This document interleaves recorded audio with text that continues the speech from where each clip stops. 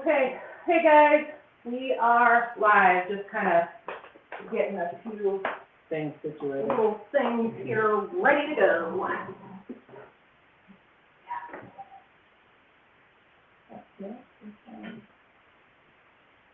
There we go, cool.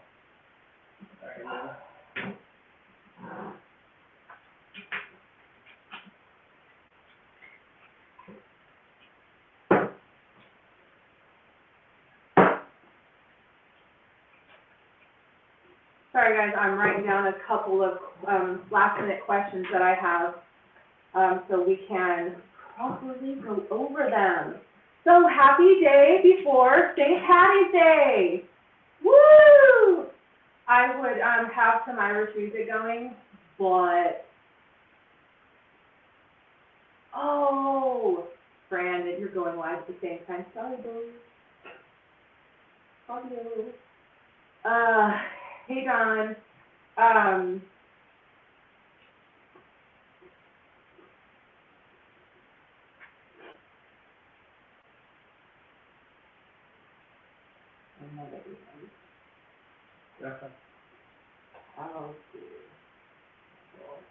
okay, so, as promised, we are, well, I'm gonna let you do that, my little bartender. You know me, I am Audra Sargelis.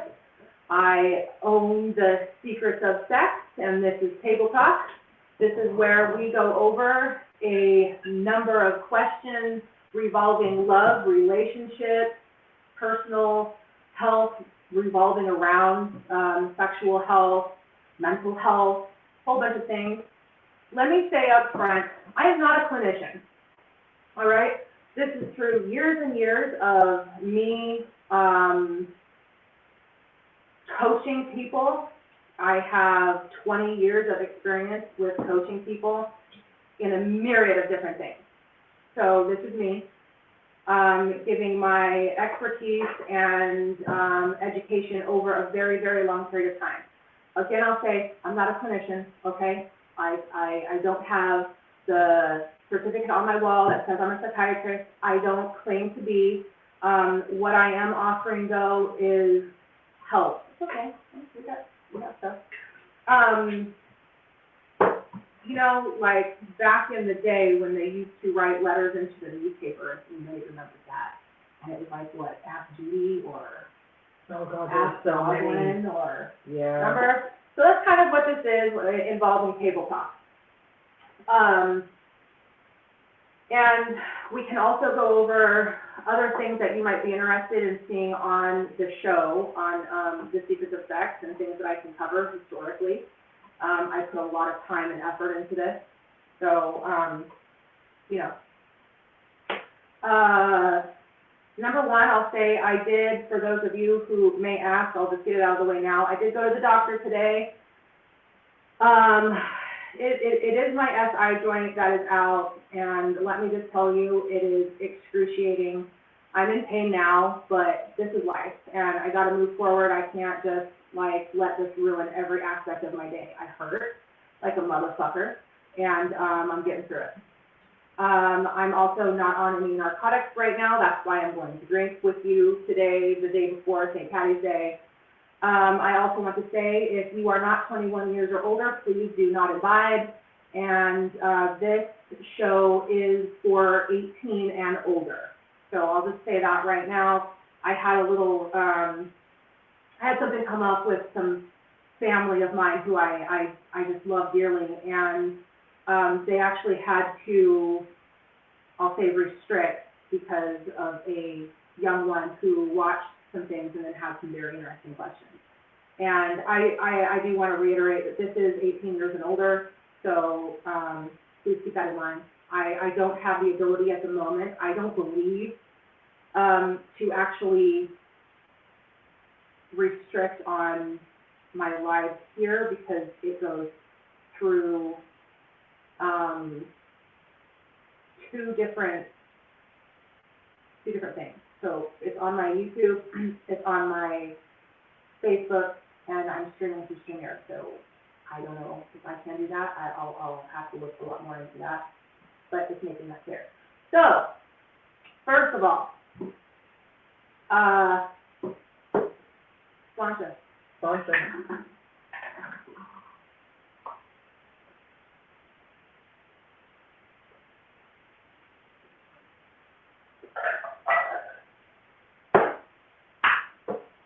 Woo! Okay. Good way to start it off. Good way to start it off. Okay. Thank you, everybody who's here, who's gonna come, who's, gonna, be involved. I appreciate you more than I can say. As I've mentioned before, this is a process, it's a thing, and, we're just gonna keep doing our thing, and this either blows up one day or it doesn't, we're just gonna continue having fucking fun. Oh, yeah, that's what it's all about. You all know Rachel, Hi, guys, good to be back. my girl. We are just gonna jump right into it today, because we have some very good questions. Number one, though, I want to go back to a question that John had last week that we did not get to. And what he asked was, do you think porn has an adverse reaction to relationships or the sexual health of relationships? I'm going to answer this one first because I, as many of you know, I actually work in the industry, the adult industry. I'm a consultant for people who work in the adult industry. Again, as I've stated, I don't have platforms of my own content. I'm not going to. Please don't ask me. Later on, I'll probably get like a boudoir calendar going, and some other things. I've been asked for some pictures, autograph pictures, posters, stuff like that. I'll most likely end up doing that coming towards more the end of the year. So if you're interested in that, please let me know, and I'll set up shop for it. So do I think that porn has had an adverse reaction to relationships or the sexual health of relationships? Or even how a man or a woman views sex? Yes, I do. This is a really loaded question. I believe that owning your own sexuality is very important and healthy. I will say, though, that if you watch porn every single day, multiple times a day, and that's the only way that you can be aroused or get hard or even want to engage in sexual activity with another person, that's affected your life. Number one, boom. Porn is not real. Porn is an environment created by content creators, one, for money, because they know sex sells, right? That's that.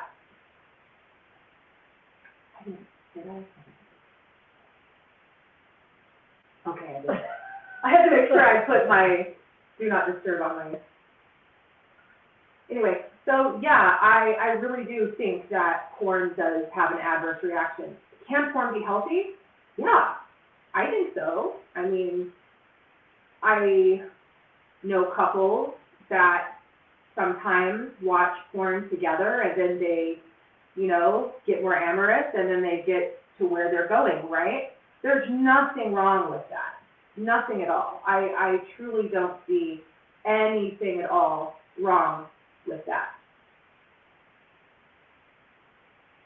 If you are masturbating multiple times a day to porn, and then in your real life, you're with your partner or whoever you're going to engage with sexual activity, and you can't get aroused because you're not watching porn first or whatever, then do you not see the issue there? It just creates this unreal expectation of what sex is. And let's be clear, sex is different for everybody. It's one would hope that there is a level of love, even though like a one-night stand, there's definitely not, but there is so totally that just sparking chemistry that leads you into that place, right? Granted, some people, they just want a one-night stand because they're horny, they want sex, and that's what they do, right? And then they move on with their life, and everything is groovy, fine, good for you. But porn, it really does give that unreal expectation of, one, what women look like. All right? Let me lay some truth out here. Most, now not all, but a very, very high percentage of all adult creators have work done. They have their lips filled, they have their cheeks filled, they have their jawline filled, or what is it called, threaded. They have facelifts, they get boob jobs, they have ass implants, they have liposuction, they have this, they have that, they have all of these things done to completely, totally change and enhance their body. Now, is every single woman you come across going to look like this? No. No. Not even probably half of the women you come across that are like Not even, that. not even a quarter, not even 3/4 of the women that you come across. You have, this goes back to the social media thing. Yep. And that is, this is their job. They do this because, one, they either have dysmorphia, okay, and they feel like they are not good enough, they don't look good enough, and they have to portray this image to, in turn, continue to get fans, right? And sell. But that's what we're fed our whole lives. Like, That's what we're fed. this is what women are supposed to look like, and like that is what you are attracted to. So we grow up seeing all of these models and actresses and all of that looking a certain way, and we're like, well, guys aren't gonna love me if I don't look that way. Correct. Like, I'm too fat, or I'm too thin, or this or that, and so it's like we do whatever we can, thinking, oh, I need a boob job, or I need liposuction, or you know, if only I lost that extra 10 pounds, he wouldn't have left me, you know. Correct. And then the other thing is for women.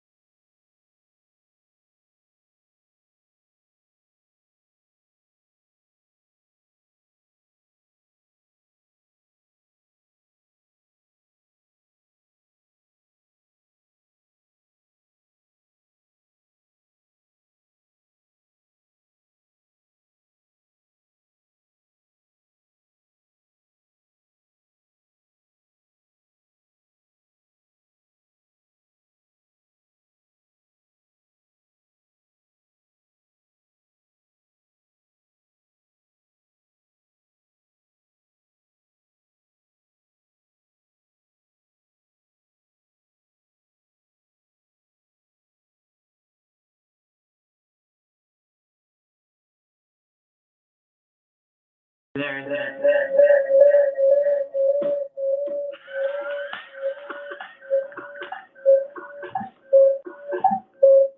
Okay, guys. Can you hear me now? Shit. That's probably exactly what happened. It is. Oh, fuck. That's funny. That's ridiculous. We have to do that all over again. So did they not hear anything that we said? Can you? Probably not, because that fucker was hooked up the whole time.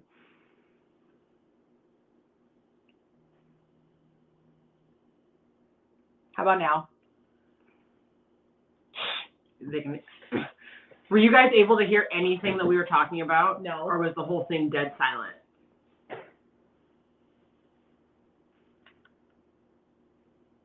Johnny, let me know. Or Rich, let me know. Was it silent the whole time? God. We're just sitting here talking to dead air. Fuck. Oh, Mr. Lee. Oh my God. Okay, we'll start over. They couldn't hear anything? No. Okay. The audio went out at 5 minutes. Well, how strange. It was that. That's what happened.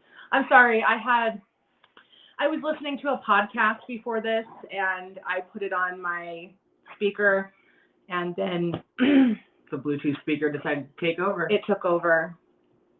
Sorry. Okay, so we'll just go over that again. Fuck off. Oh, holy fuck. All right. It will never even be the same because. Okay. No, there's no way that we can go through and say exactly what we just went through. It was silent for 5 to 6 minutes. Son of a bitch. Okay. Thank you. At least now I can tell people, fast forward. Shit. All right. So, again, we'll go. See, this is how you know I'm not a professional and I'm learning every single day.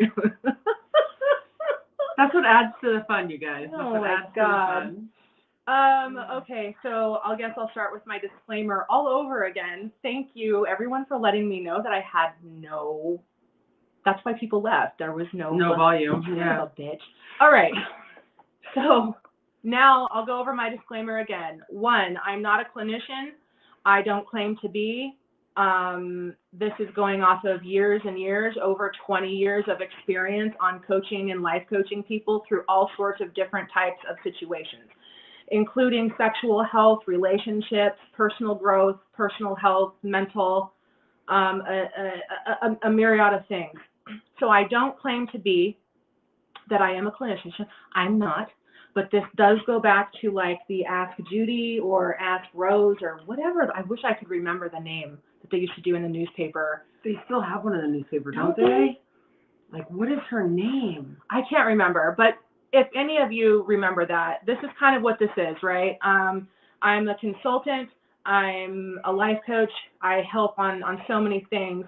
And then having my YouTube, The Secrets of Sex, is historical education. And then that leads into our table talk, which goes into questions that you have about anything really involving relationships, sexual health, sexual questions. I have a lot today, so I'm really happy about that. Also, please, again, engage. Put your comments down because we do get to you. We'll answer you. As soon as I see you here anyway, I say hello. So please let me know. Also, this is an 18 and older page. Correct, Aubrey. Okay, yeah, baby, that's a good one. Correct, baby, that's a really good one. That goes in with, good job. This is an 18 and year older page. We are having Irish Carbombs today. If you are not 21 years and older, please do not imbibe. This is not for you. This is for people who are 21 years and older and doing my due diligence. I would have also had some Irish music on, but I don't own. Aubrey is still saying the audio is out.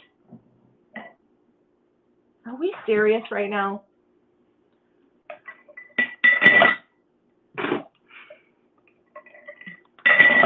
Jesus Christ. Oh my God. I'm having issues. Who can hear me? All right, please let me know who can hear me right now.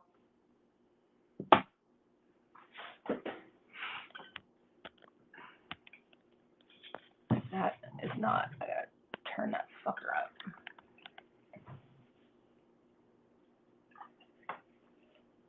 Okay. Now they can. All right, perfect, thank you. You can hear, okay, all right. Again, apologize. So we'll get back to the question that John had asked last week. Since the audio is out, we will go over this again. So, does porn affect relationships and sexual health of an individual? I feel very qualified to answer this question because, as I have stated before, I work in the adult industry. I do not have a content page. Please don't ask me. I don't. I'm not going to. That's not me. Oh, come on, show me your titties. So thank you. I appreciate where you're coming from, but no thanks. I am, however, going to get a calendar, boudoir, lingerie-ish going on November-ish. Little Miss here will probably be in it with me. Hey. And then I've had requests for posters and like 8x10 signed and all of that. I'll do it. I just need to have the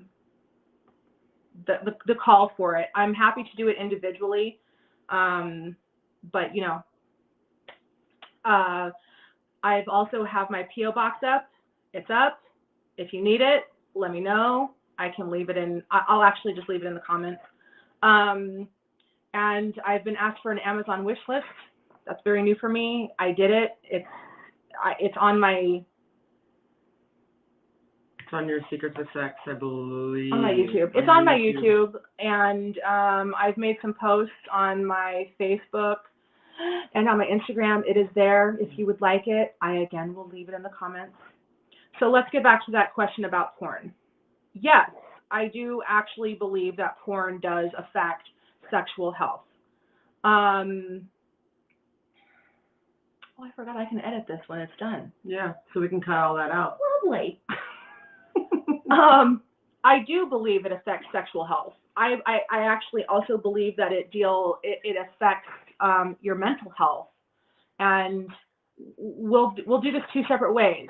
All right, how this affects men. How this affects men is this. Listen, if you're watching porn and this is the only way that you can get aroused, and then you are with your partner and you're getting it, right? You're getting into the business of it, and you still can't get hard because you haven't watched porn first, or the engagement is not like it is in a porn scene, that's a problem. Okay. Number two is how it affects the view of women being dirty sluts who want to be called derogatory names, be degraded, and all of this. We all know that there's different types of porn and all of this kind of stuff. Okay, great. But do you know the percentage? It's very, very small for people in general who are truly into stuff like that. Yes, when you take the entirety of the population, that number is very small, comparatively speaking. I mean, it's still a large number, but comparatively speaking, it's small. So, hey, Mason. So there's that, right? Then you get how the view on women is like. We just talked about, but audio was out, so we're gonna do it again. The majority of women adult creators have fillers in their cheeks. They have threading across their chin. Their lips are filled. They have right in here filled. They have fake boobs. They have work to make their waists completely smaller. A lot of them actually end up removing some ribs. They have fake ass implants. They have lipo. They do all of these things. It's not real. It's not real. And your majority of women will say, like, 95% of women don't fucking look like this, okay? It is an unreal expectation. It's not real. And if you are so consumed with porn that this is what you're doing and this is what your expectation is, how are you ever going to be aroused with a real woman? With me, with her, with anybody? How could you be? Because that expectation is not there. It's not real. And then the things that happen in porn are not what happens in real sex. It's just not. I mean, unless you're doing role play and then you create these scenes, which people do, and that's fine. But, like, it's not normal. Well, and you also got to think, though, in porn, too, like, they're all acting. Like, yeah, this isn't, it's not like they're like, oh, this is naturally happening and they're enjoying it. Like, they are doing their job. Yeah. And like, that's what porn is, guys. Porn is acting. Yeah. Porn is not real. It's all a show. So if you're like, show. oh my God, they're really enjoying this and all that, it's like, no, they're putting on they might be enjoying parts of it, but it's like, that's what they're there to do. They're there to put on a show, make it seem like everybody's enjoying everything. That way you guys continue to pay or watch or do whatever. Correct. Correcto mundo. So, I mean, like, you know, and then if you talk about, like, you're masturbating every single day and you're masturbating multiple times a day and it's to porn, guys, man, it's not healthy. It's really not. Now, is it healthy for couples to watch porn together on the occasion? Yeah, of course. Like, go for it. But I mean, like, is that what you have to do every single time you're having sex? Not healthy. It's not good. It changes.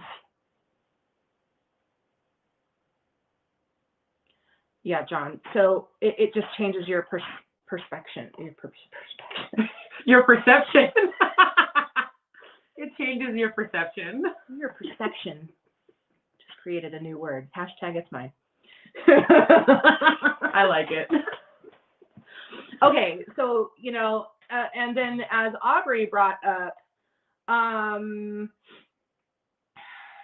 then let's go to the woman aspect, okay? A woman watching porn, all right? Well, it's not only that, though. It's also the reaction of a woman and her partner, and then she perceives that her partner doesn't love her or want her or find her attractive anymore because he can no longer get aroused by her alone. Porn has to be involved with it. That is an issue. It's unhealthy, okay? Now, women watch porn too, okay?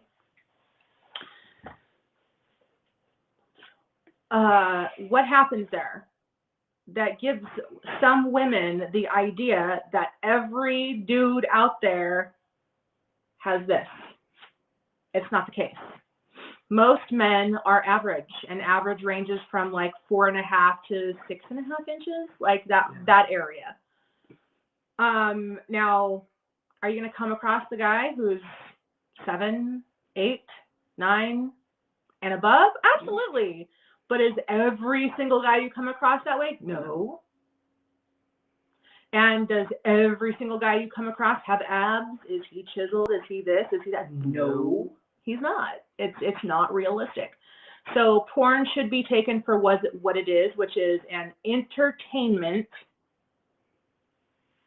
I actually like Playboy. I don't watch Playboy, the channel, but I used to read through the magazine. Yeah. All the time. I mean, they've actually changed it up now too. I haven't seen that in forever, so I don't know. Yeah, they don't have full nudes in Playboy. Oh, no kidding. Yeah, so you're not fully seeing everything. I actually like that though. Yeah. I think that's a lot more sexy. Well, it's a lot more classy. Yeah, it's a lot more like, ooh, that's hot. You know? So, it's just, Mr. Lee, unless it's amateur, haha, I think that it's a little bit more real, but still, any kind of porn is addictive. Correct. You're right. And I think that actually amateur porn can turn into a lot more of addiction because it feels more real. And that's where Pornhub comes into play. And, you know, like there's the people who have their cams and the couples who are putting it out there and all of that kind of stuff. It does make it way, way, way more real for everybody. And that is what is addictive, I think. Like before, when you were watching like the 70s porn, it was like you're walking into an interview and, you know, then it's show me your cock, you know, or, you know, you're the MILF trophy housewife at home. You're getting the full backstory. Yeah, you know, and then like the plumber comes and he's this hot dude who's doing your, you know, he's like working on your plumbing, and then the next thing he's really working on your plumbing. You know, so I mean, like it's all funny, and you can imagine that because those are daydreams that I think everybody has had. Like this hot handyman comes over, right? But then you progress through time, which we'll actually get to in The Secrets of Sex, guys. So it progresses through time, and then how it changed and how it became more addictive. And, you know, so, you know, do I think that porn is fine within reason? Within reason, yeah, it's fine, you know, but if it's this thing that you have to look at and watch every single day to be aroused, to want to have sex with your partner, to get a hard on, nope. Sorry, it's not okay. I completely agree, 100%. So, like, it can be used as a tool. Yeah. But if you have to use it every single time, then there's a problem. Yeah, no. Yeah. No. So again, for people, I don't even know. I'm going to have to go back later and watch this and then edit for the YouTube. Because of the audio issue, but we're going to have another drink for everybody.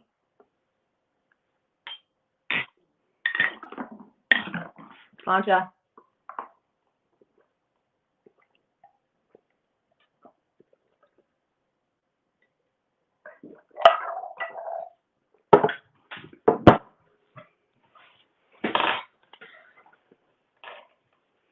Man, are those good.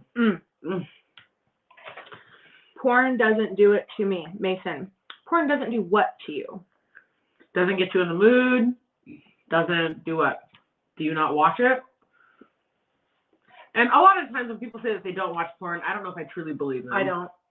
Because it's like people who say that they don't masturbate. I'm sorry, but I don't believe you. Well, I know some people that literally have never masturbated a day in their life. I don't know that I believe it. No, I know. Well, they come from valuable sources. Like, I know that they haven't. Valuable. People close to me to where I know they wouldn't lie about it. But the majority of people have watched porn or do. I'm just water while we're sitting here. Or, yeah, most everybody masturbates. But there are the slim few that don't. And the ones that don't have told me the reason why they don't is because they can get laid, which I get.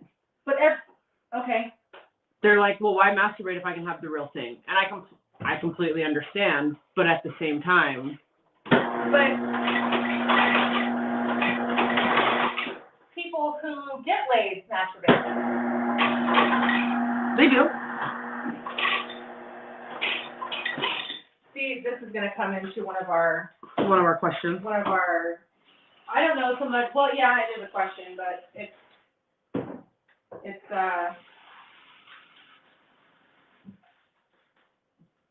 there we go. That way when we stand up, we don't fall on our faces. Thank you.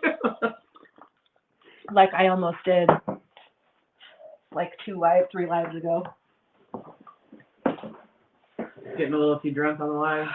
Well, I mean, you know, like you're sitting here and you don't stand up, your stomach closes off, and then you stand up, and you're like, I'm fucked up. It all hits you at once. You're like, damn. Mason, not really. It's fake and makes me jealous. Why does it make you jealous? I want an explanation. It's easier to get going using imagination. And then John, I rarely watch short clips of porn when I'm by myself, if you know what I mean.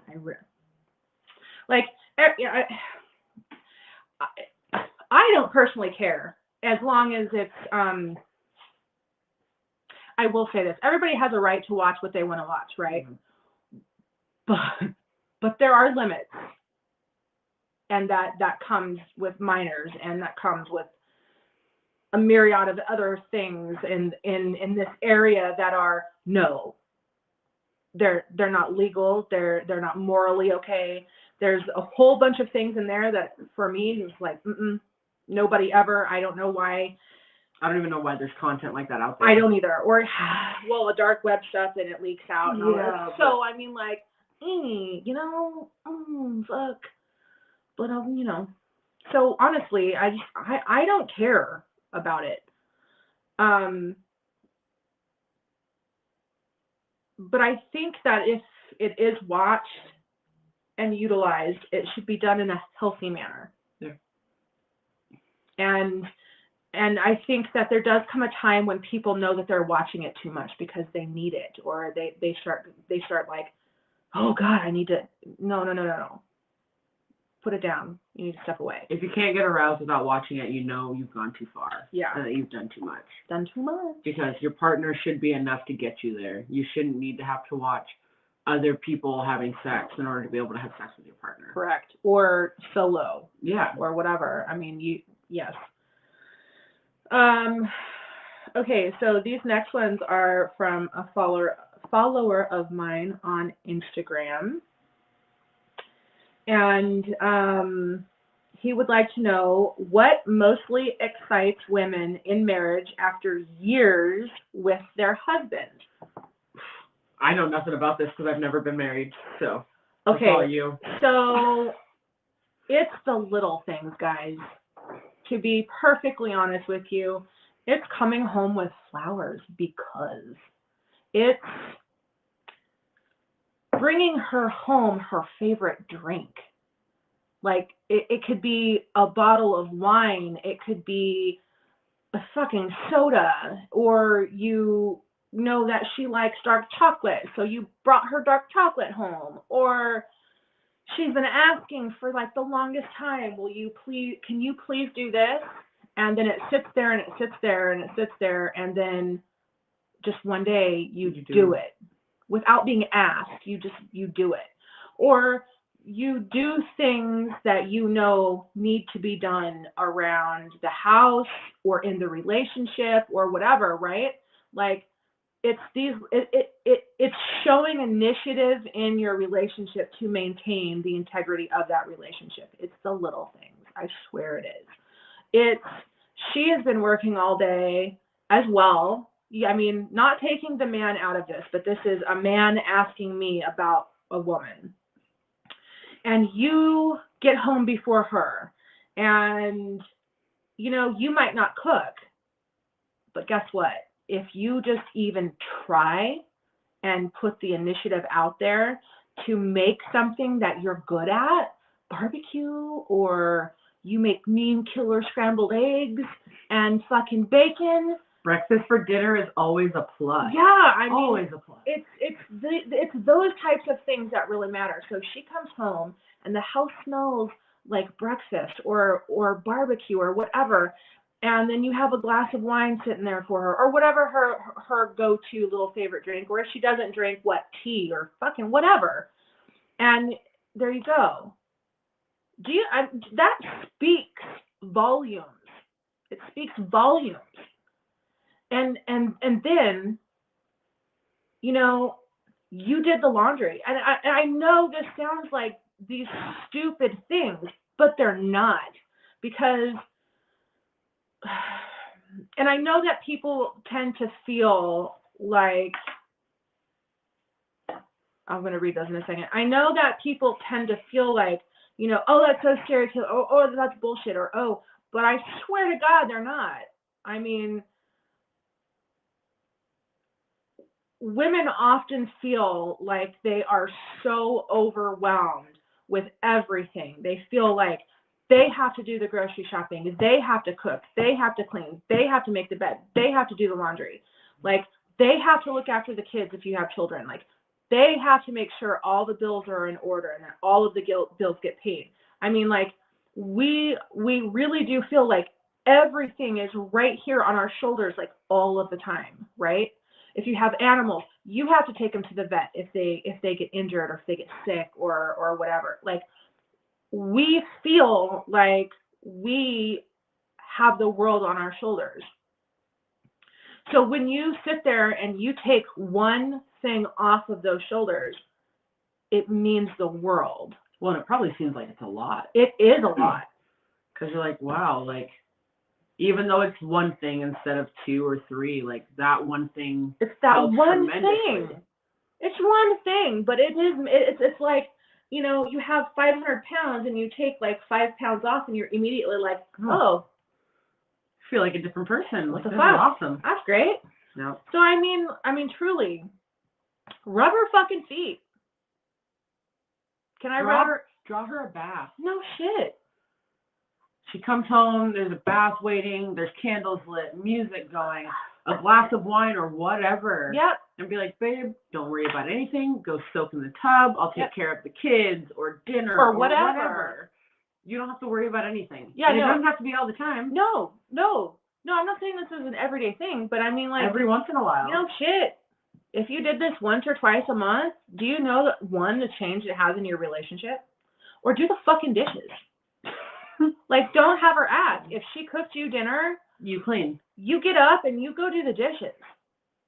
Like, I feel like that's how it should be. If one person cooks, the other person should clean. It's just helping each other out. Yes, but you have to think also that I hit this when I go into the secrets of sex. So it's like the 30s, 40s, where... But we're not in the 30s or 40s anymore. It doesn't matter. This is hardwired. Yeah. We were trained this way.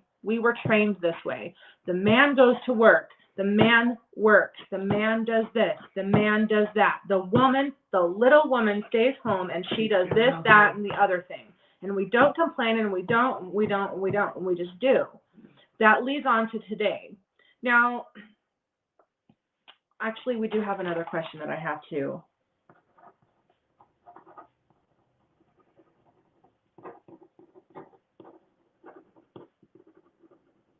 No. I know. That's true. No. I know. Was that really a question? Yes. So. Wow. Okay. Yes. Okay. I know. So, you know, it's those things. And we still take on so much. That yeah, Mason, rubber feet and cook and clean in full clothes. And like I'm saying, like, it doesn't have to be every day. But I mean, to come in and do it. Don't even be asked. You just do it. I mean, it's so much, and that leads to arousal. To come home and have this like you might think it's the shittiest fucking dinner that you've ever made in your life, but you want to know what that means to me? It means the world. Why? Because you put effort, you thought about me, and you tried. And if there's like a candle and a flower and then some cheap fucking ass wine or I'm a whiskey girl, everybody knows that, but like a glass of whiskey and we sit down and have a dinner together. It may taste like shit, but I'm still gonna love you because you tried. That's fucking right. Like, I don't care. It is the effort, and all of this leads back into healthy relationship, love, trust, effort. It's everything. So those are things that excite us. And you want to know what? Dude, listen, I don't care if you have the dad bod. Dad bods are hot. Seduce me. Yeah. How do you seduce me? I don't know. Maybe we decide one day this goes back into a role play thing. Maybe one day we go to the bar and I sit by myself and you watch guys hit on me, and then here comes Mr. Dad bod. And he blows them all away. That's fucking hot. That's my man. And we talk like we've never met, and everybody else is going, what the fuck? How did that just happen? What the fuck just happened? And then we leave together. That's awesome. That's hot. Yeah. It's fun. You know? Or you be like, hey, babe. Yeah, what's up? I need your help for a second. Call me in. I come to the bedroom. I'm like, yeah, but wow. And there you are. What are you doing? Well, that's for you to decide. But I mean, you're waiting for me, right? And you call me in because, listen, I've done that. Hey, I need your help. And then you come in and I'm waiting. Caught you off guard. I love that shit. It's cool. I mean, you know, kiss me like it's the first fucking time. Kiss me like it's the last time. Mm-hmm. And does it have to be every time? No. No, it doesn't.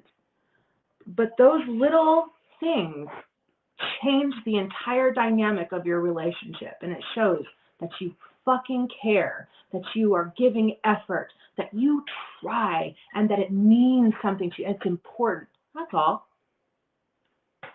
That's all. Effort. Effort. That's all we ask for, honestly. Mhm. And I'm sorry, y'all, if you don't have a woman that doesn't do those other things for you. As I've stated many times on this table talk, and I don't speak against men, okay? I don't speak against men, and I don't just say that women are just the greatest fucking creatures on the planet, because quite honest, half the time we're cunts. It's just the truth, you know. So I'm sorry. Earthquake. I really don't want that to come across that, oh, I'm just this, you know, I'm man bashing. I am not. I am a huge fan of men. I actually support men on the daily.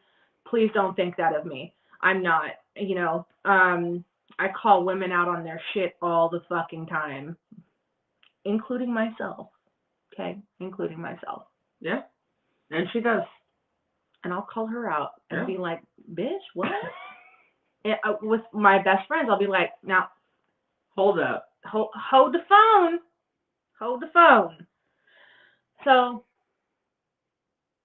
you know, but if this was a specific question that asked for, you know, for women, what excites them with their man after years of marriage, that's it. I truth be told, it's Mason. The little things matter, and little things turn into giant things that we remember.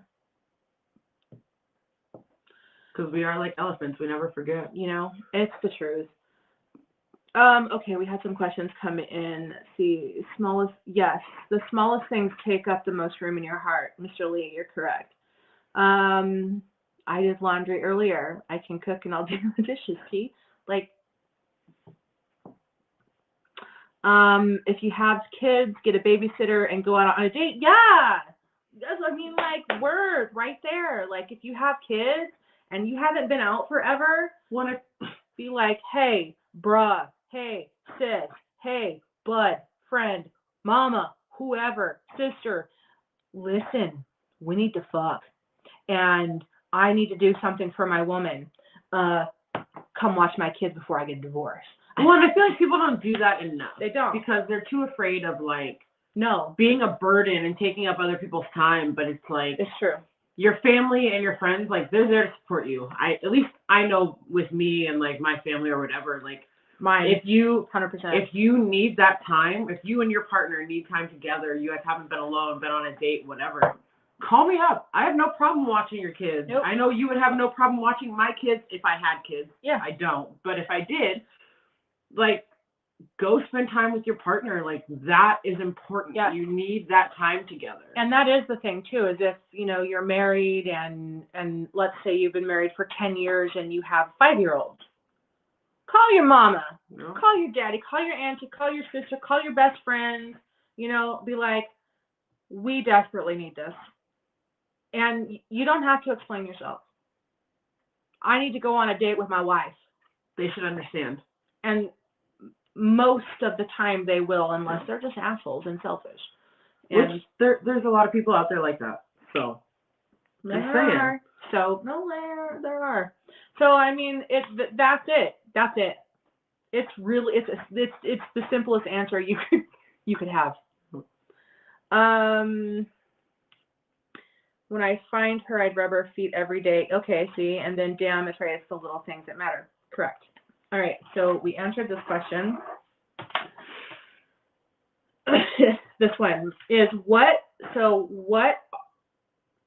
it's the top 3 topics. So what are the top 3 topics women talk about when men aren't around? I feel like that's a weird question because depending on the women depends on the topics because every woman is going to be different. Or on the core group of friends. Yeah. But I do think there is a top 3. Really? Yeah, I do. Because I feel like it varies. Like if I talk from like personal experience, depending on which set of friends I'm hanging out with. This also wasn't exactly specific on if it was like about their men. And I think that's what this was based on. That's what I would think is what topics Yeah, about their men are they talking their about? relationships. But it depends on how the relationships are going because there's times when there's a lot of bitching. Yeah. My husband won't do this. He's fucking selfish. He's this. He's that. Yes. So there's a lot of that happens. Correct. Or there's like, oh my God, my husband did this for me, or he did that for me, or whatever. Or I think sex is a topic. Oh, for sure. So that will be a topic. Sex. Selfishness. Yes. Or neglect. Neglect. Selfishness, neglect. Those are kind of like the same thing. Yep. And then we're nasty. So that goes back to sex. So there's got to be another one though that doesn't go back to sex or neglect.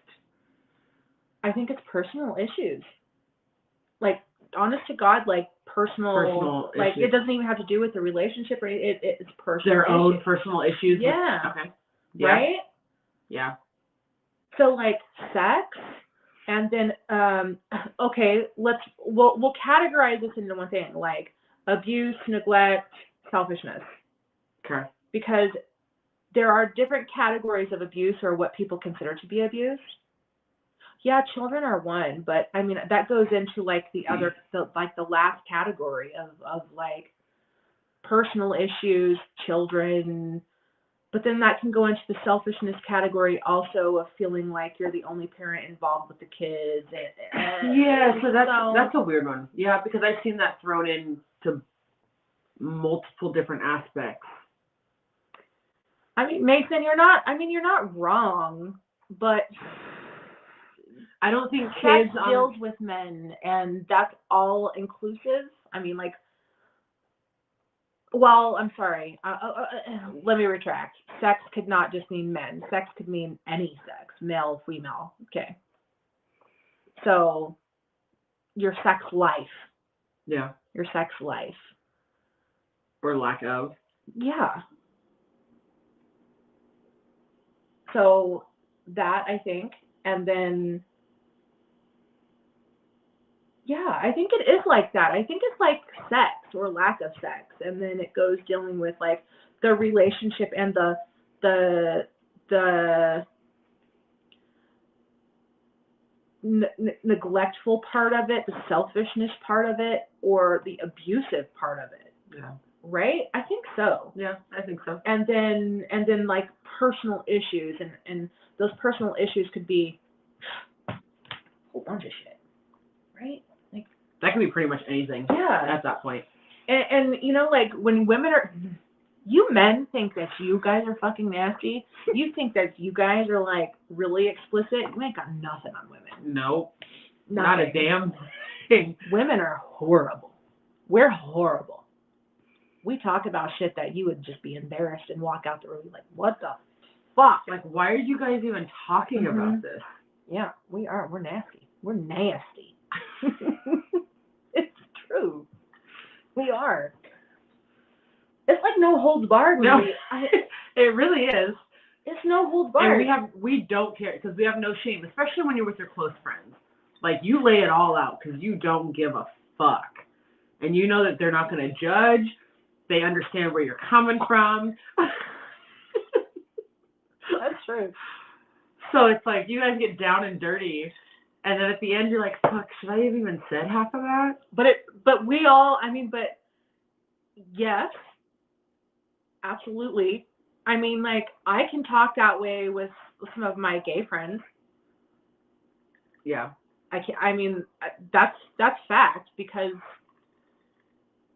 and there's parts of it that, like, they can't understand because they might not have they don't have functions like we do, but they're like, yes, like, They get it. They get it. Yeah. I mean, I would say more so. So, but I mean, like with my girlfriends, fuck, we're horrible. Yeah, it gets bad. We're not, I mean, Yeah. fucking anything. So, I mean, yeah, that would be it. I think it would be sex, lack of sex, and then like the neglect abusive, selfishness part, because that is a main like bug, but that goes, I think, both ways for men and women. Oh, for sure. Yeah. And then it would be the personal issues. And personal really doesn't deal with your relationship, or it's more like inner demons or whatever you're fighting on your own, which could still affect your relationship. Oh yeah. 100%. Yeah. So, right? Yeah. Okay, I think so. Hell no, we don't. I was the DD one time for 3 girls. Oh my God. Yeah, Mason. And you didn't even get to hear it all. You only got sneak peek. You got a sneak peek, boo. And then John, I know that for a fact. I work, you're right. Yeah, in a room full of women for over 6 months, and they said some of the nastiest shit I ever heard. And yeah, the pussy snorkel. Yeah.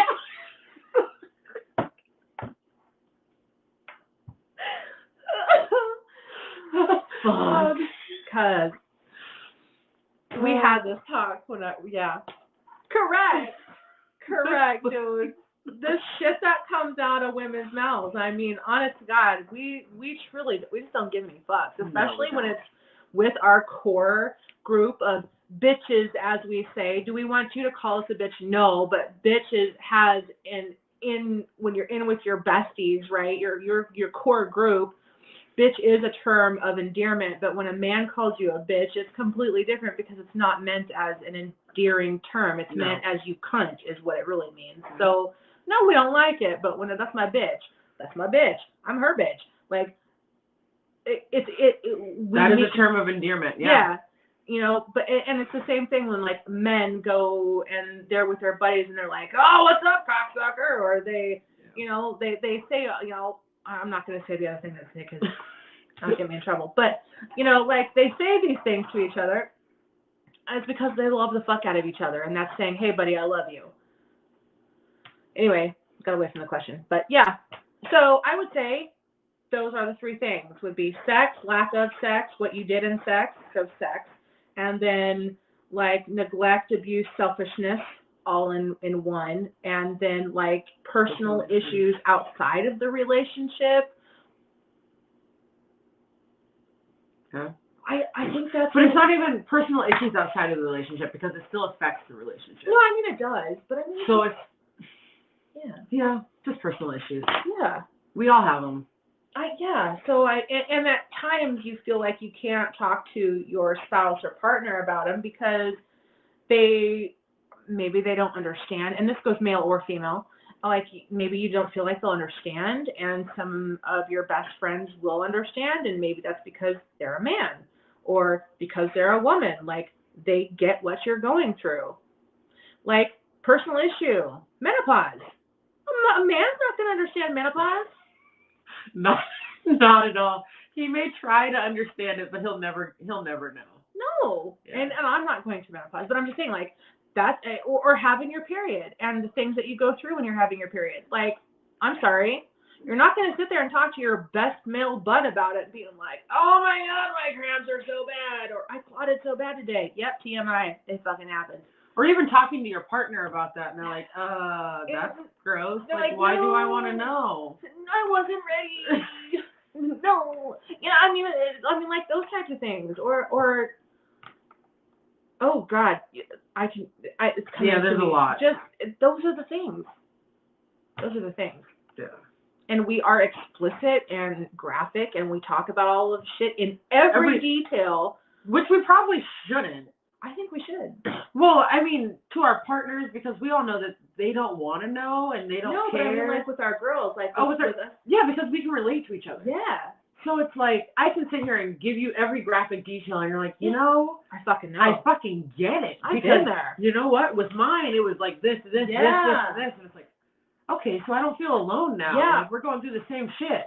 Thanks. So, there you go. Okay. This is a very interesting question. Can you, stop it. I keep on hitting it with my foot. I'm sorry. Can you see yourself having oral with your husband in your 60s and beyond? Yeah. Absolutely. Fuck yeah. Why not? I feel like unless you're the type of person who doesn't enjoy oral sex to begin with, why not? Like, I'm not gonna lie, I love sucking dick. Hands down. So it's like, with my partner, yeah, I will until the day I die. But it's like, if you don't like it, then I can understand not wanting to. Correct. If you don't like oral, then yes, I understand. But I think it's because you're older. Who cares? But here is my answer to that.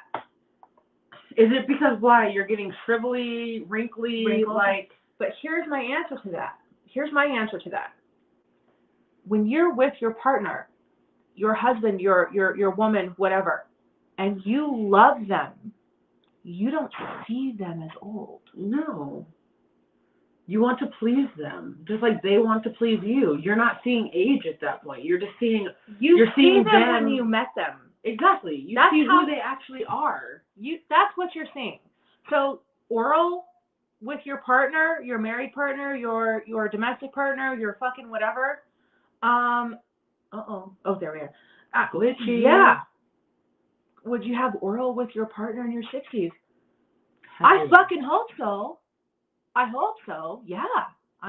Of course. Do you, I mean, like, are you sitting there and are you tearing your partner apart because, oh fuck, you're in your 60s now. You don't look the same as when we met. Now, everybody is different. Everybody looks different. There's different types of physicality and physiques and everything as you age. You could be a wrinkly bag of crepe paper, but you want to know what? Your partner fucking loves you and is in love with you. They don't see that. You want to know what they see? They see that fucking Adonis that they fell in love with, or they see that fucking Athena goddess that they fell in love with. They don't see anything else. Well, and my thought is, like, if you're falling for somebody based on physical attributes alone, like, you've already fucking lost. You've lost. Because it's like, as we said, your physical attributes, eventually they fade away. So all you're left with is the personality and who they are as a person. So it's like, if you don't love them for who they are, like deep down inside to their core, if you don't love their soul, why are you even there? Because you're wasting your time, because this beauty is going to disappear in about 30 years. But it's not.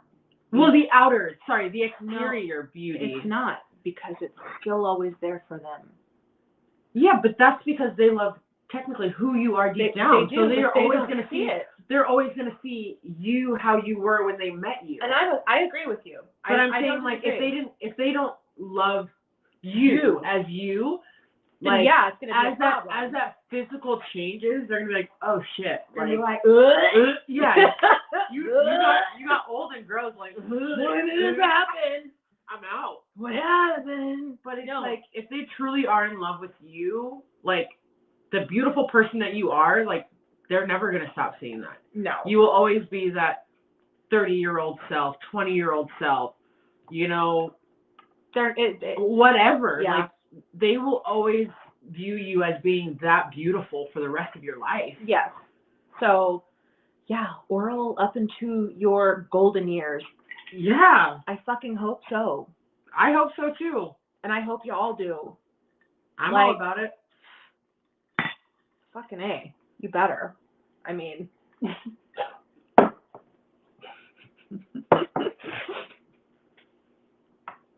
Sorry, this was a really easy question. I mean, if you're a shallow motherfucker and you think that you're just gonna be this thing the fucking macaroni and chips for the rest of your fucking life, I got something coming for you. You're not happening. No. I mean, like, there's people out there who are in their 70s and they look like they're 40 years old.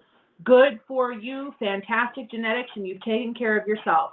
I hope I continue to get better and look better and maintain a physicality for a very long time. Hopefully we can be a fine wine. Just get better as age. That's right. You know what? If it doesn't happen, it doesn't happen. I am still going to love my man. I am going to just assume that he loves me until it doesn't happen, right? Because you can't be in your relationship and be like, oh my God, I'm old now. Do you love me anymore? No, you continue to be together, to grow together, to thrive together, to build together, to change and build these new weird things. And your sexuality changes as you grow older. Some people stop having sex at a certain age. They just do.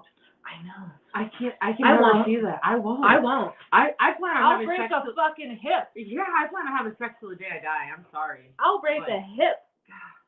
I'm just saying. But that's just it. That's it for me. Like, that's how I view that. Now, is all of that kinky shit that you want to do in there gonna happen? Yeah. Oh, okay. I know a woman. She is now 70. She's now 72 years old. She is a firecracker of a woman. I love her. She is still extremely sexually active. And when I mean sexually active, I mean she's getting it. Getting it. All right? Yeah. She's involved. She's doing some things. Okay? And her husband is, guess what? Like 15 years younger than her. Oh, yeah. Mama got it going on. So he's still older. She's 72. They're still banging like kids in high school. Does that answer the question? Yeah, it does. Get it. Let's go. Okay. Let's see. Hey, Killer Sid. Hi, boo. And then it's the inside that matters. It is. It's 100%. It's what's inside that matters. That's that. So then we have, how important are gifts involving relationships? I don't think they're super important, but they are important. They are important. But at the same time. On both sides. Yes. No. So it can't just be the woman being like, well, my man better buy me gifts and blah, blah, blah. It's like, okay, well, if you're expecting him to buy you gifts, you better be reciprocating and getting him gifts. But at the same time, people shouldn't think that, oh, I have to spend X amount of dollars on said gift for my partner. Correct. In my opinion, I think it's what comes. Yeah, it's what comes from the heart. It could be a tiny little knickknack that you saw at a freaking antique store that you maybe saw her looking at like 2 years ago, and she made a statement and was like, oh, that's super cute. Like, that reminds me of, yeah, I really like that. That reminds me of such and such. And you remembered. And it may be like, what, $10? You go back and you pick it up. Yeah. It's going to fucking blow her mind. She's like, you remembered that? You remembered that I liked that I had this sort of revelation, or it reminded me of this moment in my life or whatever. So it's like, yeah, gifts are important. It could be, it could be a flower that you picked out of the yard and you brought in. It could be something that you made. Oh. Something that you made. You were like, that especially. You know, my woman likes this, or she's always wanted this, so I'm going to make it for her. Yeah, I think that especially. Like, when it comes down, even if you didn't make it, but you tried to, or you know, like you found somebody who could make it, or it's the effort. Yeah, that really matters. Again, that just like totally goes into these other, you know, those other things. Like we just said earlier, it's just like it's those little things. So do gifts matter throughout the entirety of a relationship? Yeah, they do, because it shows that, one, that you think about them, you want to make them happy. I'm not even gonna layer these anymore. Don't do it. It's fine. Who gives a shit? You know, I do mean this on both sides, because I'm a gift giver. I do too. So, like, when it comes to languages of love, first of all, I'm very affectionate. I touch, I hug, I kiss, and I do this with my friends. I mean, I'll kiss my friends on the lips, on the cheeks, I hug them, I pick them up. I mean, I don't give a fuck where we are. If I'm like, I see her and I'm like, Rachel! And I always, every time I see her, I always jump in her arms, and we always give each other, like, the biggest hug. Yeah, like, she runs over and I pick her up, and, I mean, granted, like, Everybody I'm an looks at us. Amazon compared to her. So she's like running over. I pick her up and we just hug and kiss and love on each other. And we talk right there, literally, for like a minute. How are you doing, baby? What's going on? Yeah. Love you. I miss you. I haven't seen you in like a day or like a week or a month or whatever, you know, whatever. And then okay, I'll talk to you in the middle of it. And then she goes on her way. And then the whole room is like, what just happened? Are they lovers? In a way, we are lovers. Yeah. Because that's one of my people. She's like, what? That's my person. But so I'm affectionate. I see things that I think of that remind me of that person, or like they have expressed an interest in. So I'm like, they'll like this. So I get it for them. Yep. And it could be like a $2 thing, it could be a $50 thing, it could be a $500 thing, depending on where my finances are. And I do it because I want to show that I listen, I think of you, I know this will make you happy, or whatever, right? So here you go.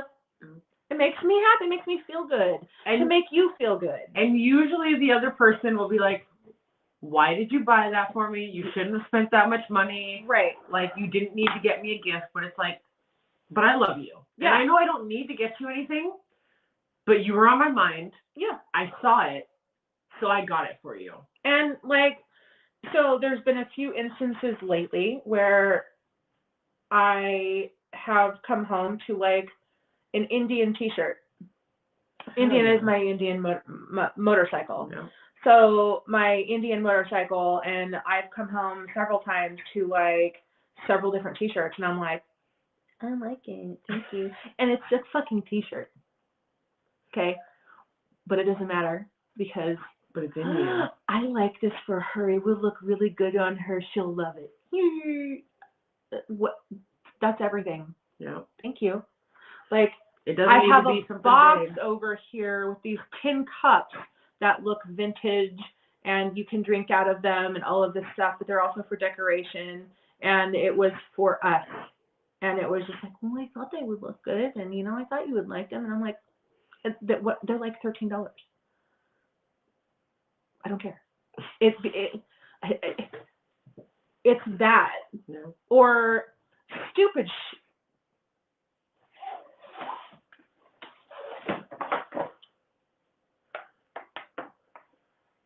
This right here, that little charger, is a charging cord, folks.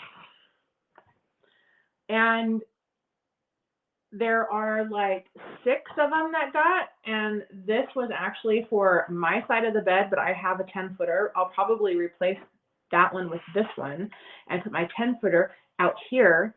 But also, there's a shorter one for the back of the bike to charge my phone while we're driving. And that's an awesome gift. It's nothing big. It's nothing big. Complex. But hey, you're like, yes, it's something that he knew that you would like. So you and need it. I mean, yeah, you know, needed it's it. Also need. So, I mean, yeah, are gifts important? Yes, they are. But you don't have to sit there and bring me diamond rings every day and break the bank and, you know, like, come on, you know, you don't have to do that kind of stuff. Do I like nice things? Everybody who knows me knows, yes, I do. I have expensive taste. I like nice shit. But it's not necessary. It's not necessary. You could draw me a picture with your niece or nephew. Oh, yeah, no, for real. I'll put it on my refrigerator. Exactly, and I'd fall in love with it. Yeah. And I'd be like, that's the greatest thing I've ever gotten. So the gifts range, you know, I mean, like, if you're doing a big gift just because, fucking cool. It's awesome. That's like,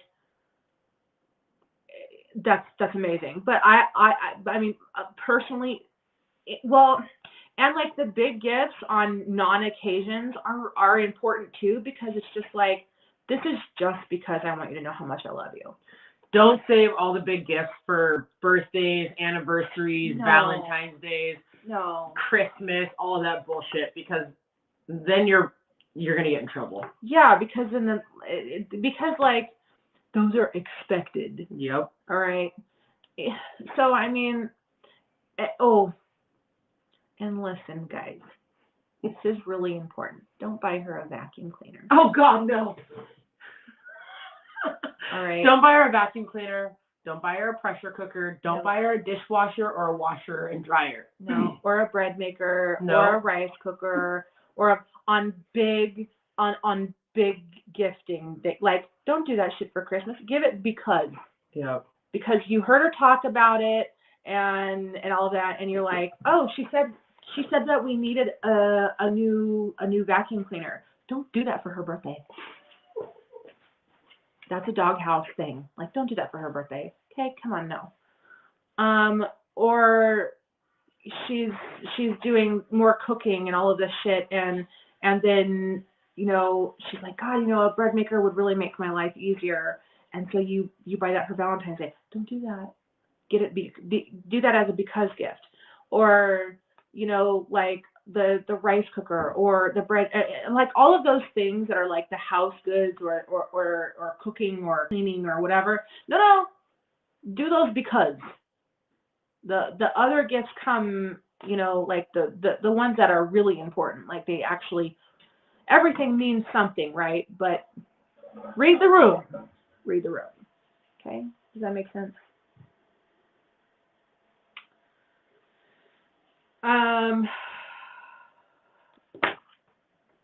Perfect. She's going to come back from the bathroom, and we're going to have another Irish Carbomb.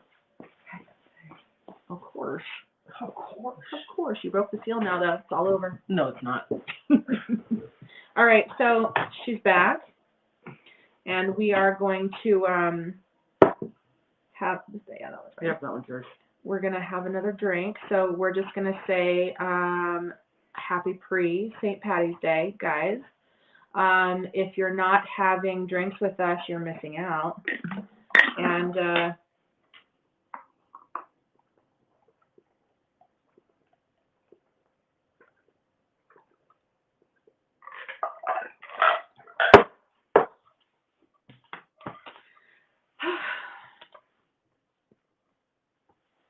I love me some Irish Carbomb. So good. Dude, so y'all, I was in Key West last year, and I had like a dozen. I had a dozen. And yes, I was still walking, and I was still coherent, and still pretty fucking sober. Word. I've also lost like 40 pounds since then. So this is number 3. We're doing pretty good. I'm going to stand up here in a minute and go to the bathroom myself, so that way when I stand up later on, I don't go drunk. She's fucked up. No.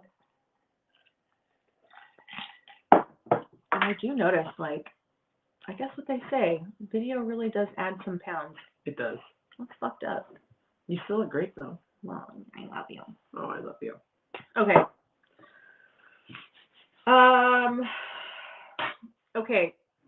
Does age really matter? Yes, depending. So if you're 50 trying to get an 18-year-old, that's fucked up. And I think that's gross. And I think that's disgusting. Or if you're 30 and you're going for a 16-year-old, listen, sirs and madams, that's called pedophilia, and that's not okay. Nope. So making sure, for one, that your love interest is of legal consenting age.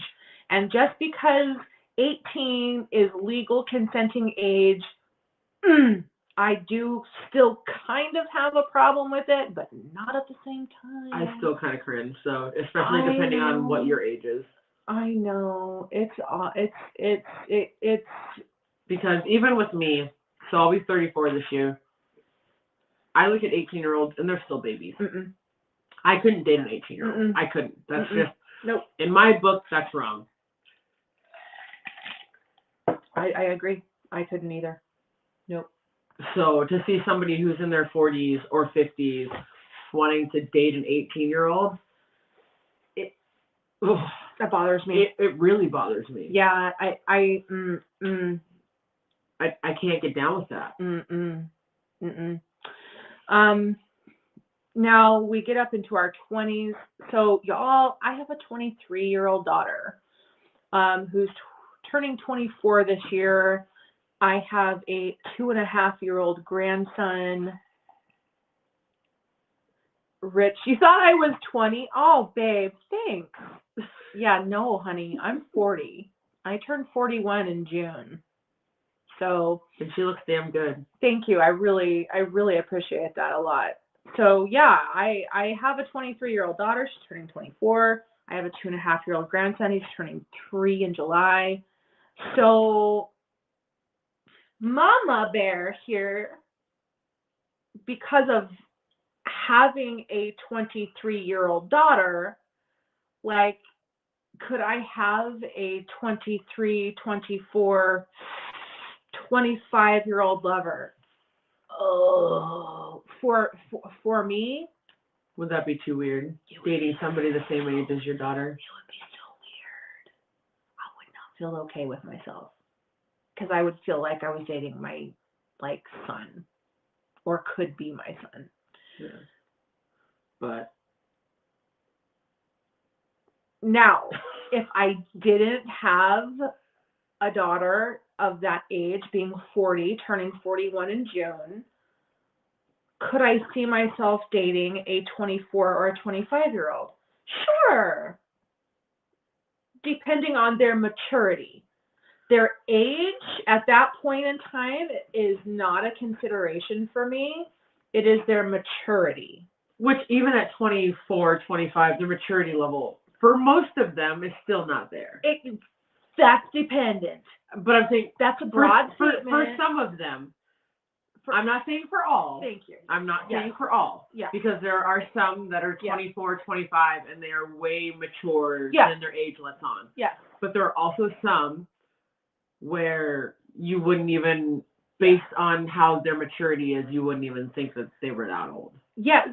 See, and I'm good with it. Like, if you're 24 and you're 25 years old and, like, you have your shit together, I mean, like, you're full fucking functioning. You're not sitting at home gaming, like, fucking stonering out, not paying your bills, and like, every weekend is a fucking party, and because, listen, guy, that's so fucking old and had. Like, believe me, when I cut wild, I cut wild. All right? And I have my fucking fun. But every, like, 2 days out of the week it's not a party. And, like, every single Friday, Saturday, Sunday, it's not a fucking party. Like, we got shit to do. We have responsibilities. Nobody wants to be fucking hungover for 2 days and then hair the dog on the 3rd day to get through, to make it to the fucking 4th day to go to work. It's not fun. Like, I don't want to do that. Now, like, but so, and maturity on all the other levels of jealousy and understanding age difference, because there are things that you haven't learned yet because you're 23, 24, 25 years old, and if I'm 40 and we're dating, you don't understand them yet. It's not a cut on you. It's not a dig on you. It's the fact that you can't understand because you have not experienced the life experience to understand what the fuck I'm talking about. That's not a cut or a dig. No. Now, how Stella got her groove back. She was a 40-year-old woman and he was 20 what? I think he's young. I think he was like 22, 23. He was 22 or 23 years old. That ended up working, but they made it work. It doesn't always work like that. But it's not always going to work that way. No. So is it okay? Yes, it's fine. You know, again, being a parent, I'm like, I have a mentality of like, nope, that's my child's age. Nope, sorry, I can't get around that because I'm a parent. Nope, nope, But if you weren't a parent, then it would be different. I can see it. Yep. But I'm a parent. So I'm like, nope, that's my kid's age. Yeah. Nope. We're not drunk. We're not anywhere near being drunk. This is just how we are. We got a long way to go to drunk. You're talking to professional drinkers, sir.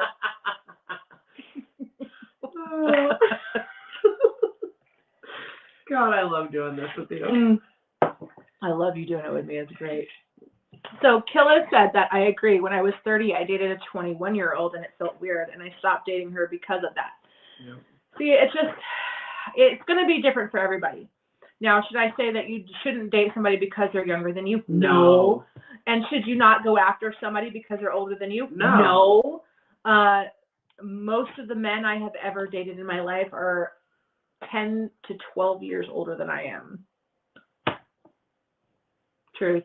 I have literally, I've been in a relationship with one man who was a year older than me, and one man that was 5 years younger than me. And it was fun, but I also knew that relationship wasn't ever going to go anywhere. I feel like for me lately, the guys I've been dating have been anywhere from 10 to 13 years older. Correct. Yeah. I've talked to a few that have been younger, but most of them have been older. Yeah.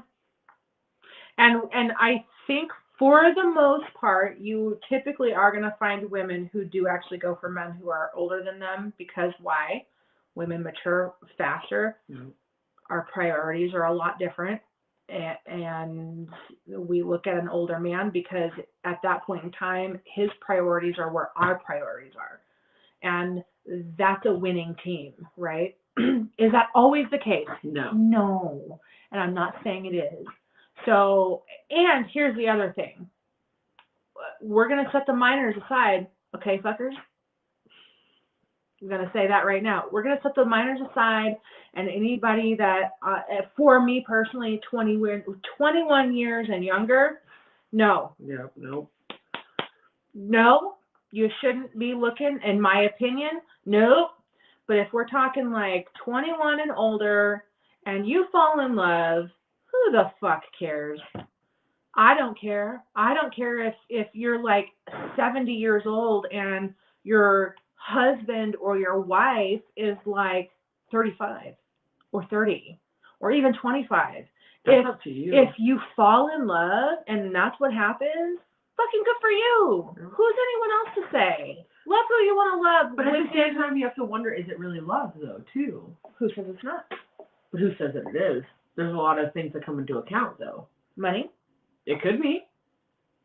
Because we all know. I'm actually talking love. I'm not talking about anything else. I'm literally talking love. I'm literally talking love. If you fall in love with somebody, and most people say, oh, you can help who you fall in love with. No, you can't. You cannot. No, I don't. I agree with that. But here is my clause. Minors are off limits.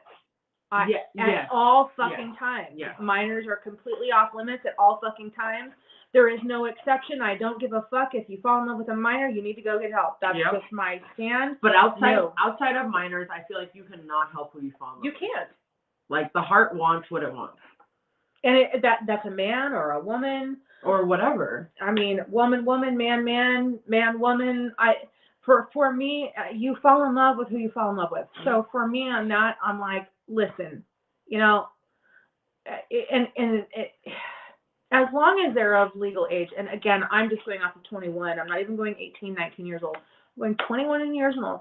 Hey, go for it. Who cares? And if you're a younger man and you see this woman who is just rocking your socks, because this came from a fan, and he asked me this question. He is 24 years old. He is just totally and completely smitten with like a 40-year-old woman. And he said, you know, is there anything wrong with it? No, nothing wrong with it at all. No, there's not. Go for it. And I did say, fucking do it. Like, go ask her out. Like, go. Do you want to go to after work cocktails or coffee, or you want to get dinner or lunch with me? You want to go to a movie? Like, fuck yes, go do it. You're never gonna know unless you ask. Yeah, you got to shoot your shot. The worst they can say is no. No. And at the end of the day, if And they no say, is okay. yeah, no is okay. No is okay, and it doesn't have to ruin your world. And for her, it was a no. But that still doesn't mean that you can't be buds, does it? No. Like, you can be buds and not push your unless fucking they make it issue. awkward. Yeah, Because some people can, once you decide to go that route and you ask them out or whatever, sometimes people can make it weird. And make it awkward, and they're like, oh, well, we can't really be friends. Now we can't be friends. Exactly. It's like, why? Just because now you know that I like you and all of that, it doesn't have to be weird. We can go back to just being friends. I know where you stand now. Yeah, and just you know where I stand now. And just because I say no, it doesn't mean I don't like you. Yeah. I just don't like you in that way. It just means like, no, I don't want to date because I don't see you that way. But it doesn't mean I don't want to be your friend and like, hey, like we can still be buds. Yep. I mean, like, am I the only person that thinks that way? No. I'm just because I don't want to date you doesn't mean I don't like you. And it doesn't mean I don't want you in my life. It just means that that's a no for me. Like, sorry.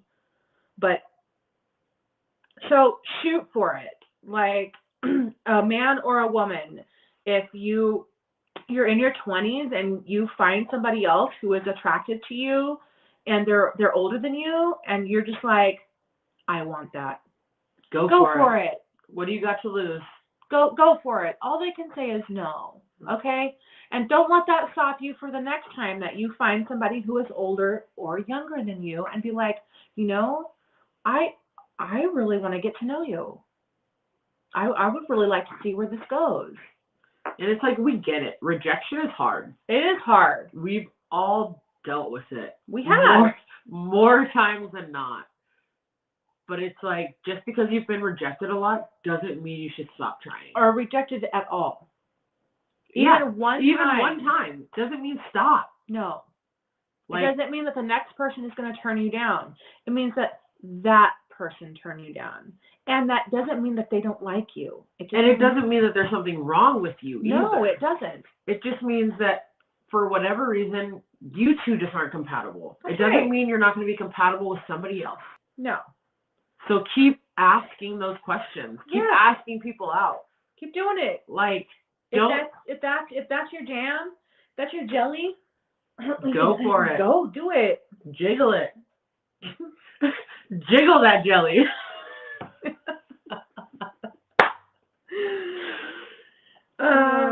I think we should do this one first, and then because this one is a very in-depth question. So go with that one. We need to do this one first. I still can't believe that was asked. That's asked. I'm gonna get us water because. Do you want me to ask the question and post it? Go for it. Okay, guys. So our next question: do all women just hate men today? And honestly, for me, I'm kind of surprised that this question was even asked. But at the same time, I'm kind of not surprised. Put it in perspective in today's society. Well, yeah, in today's society, like, I guess I can see it. That's why it was asked. But women don't just hate men. Like, that's not a thing. Like, it's not like we're just going around being like, oh, well, men in general just suck. Like, fuck men, fuck this, blah, blah, blah. Like, no, just because one man screws you over does not mean I'm going to be like, screw men, like, fuck men for the rest of my life. Well, so this question originates, spoiler alert, this could be triggering for some motherfuckers. Good God. Okay, y'all know I'm not PC. Y'all know that I'm not a part of a whole bunch of bullshit that's going on in the world right now, and I don't agree with a lot of things. So, this question was asked by a man. Oh, Jesus, okay.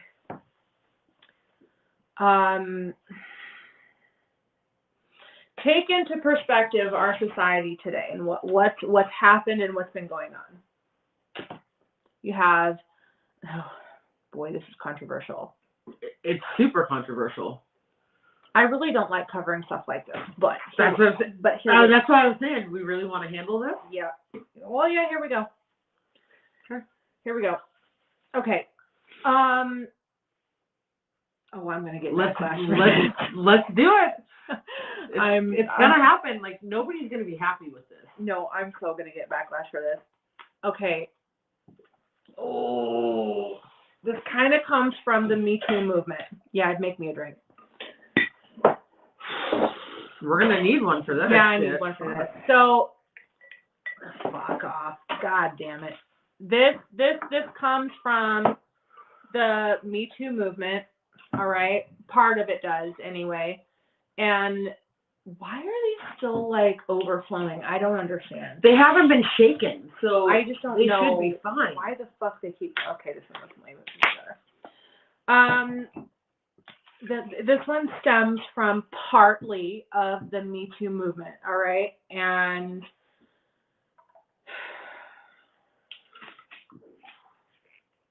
God damn it. You wanted to tread these waters. Not really, but it's been asked, and I've promised everybody that I'm not going to shy away from any fucking question. And I get that, but this is... I know. All right. So, what do I feel about that, the Me Too movement? I think it's total and complete fucking horse shit. That's what I think. Dude, you just saw the face. Here's why. You're going to have to finish it. Do that for me. Here's why. Okay? Let me tell you why. I was attacked when I was 15 years old. I didn't wait 30 fucking years to report my attack. I was 15 years old when a man tried to rape me. What did I do at 15 years old? I fucking reported it. Do you know how scary that was for me? I was a kid. I was a fucking kid. A grown man tried to rape me. I fought back. I reported that, and I went to court as a kid.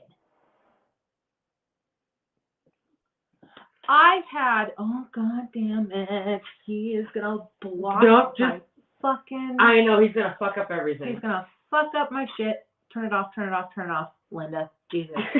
Come on, Linda! Linda!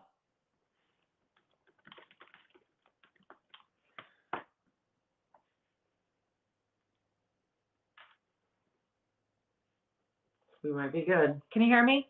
Please let me know you can hear me. Mic check 1, 2. Please answer us, guys. Yep, I need to hear. Can you hear me?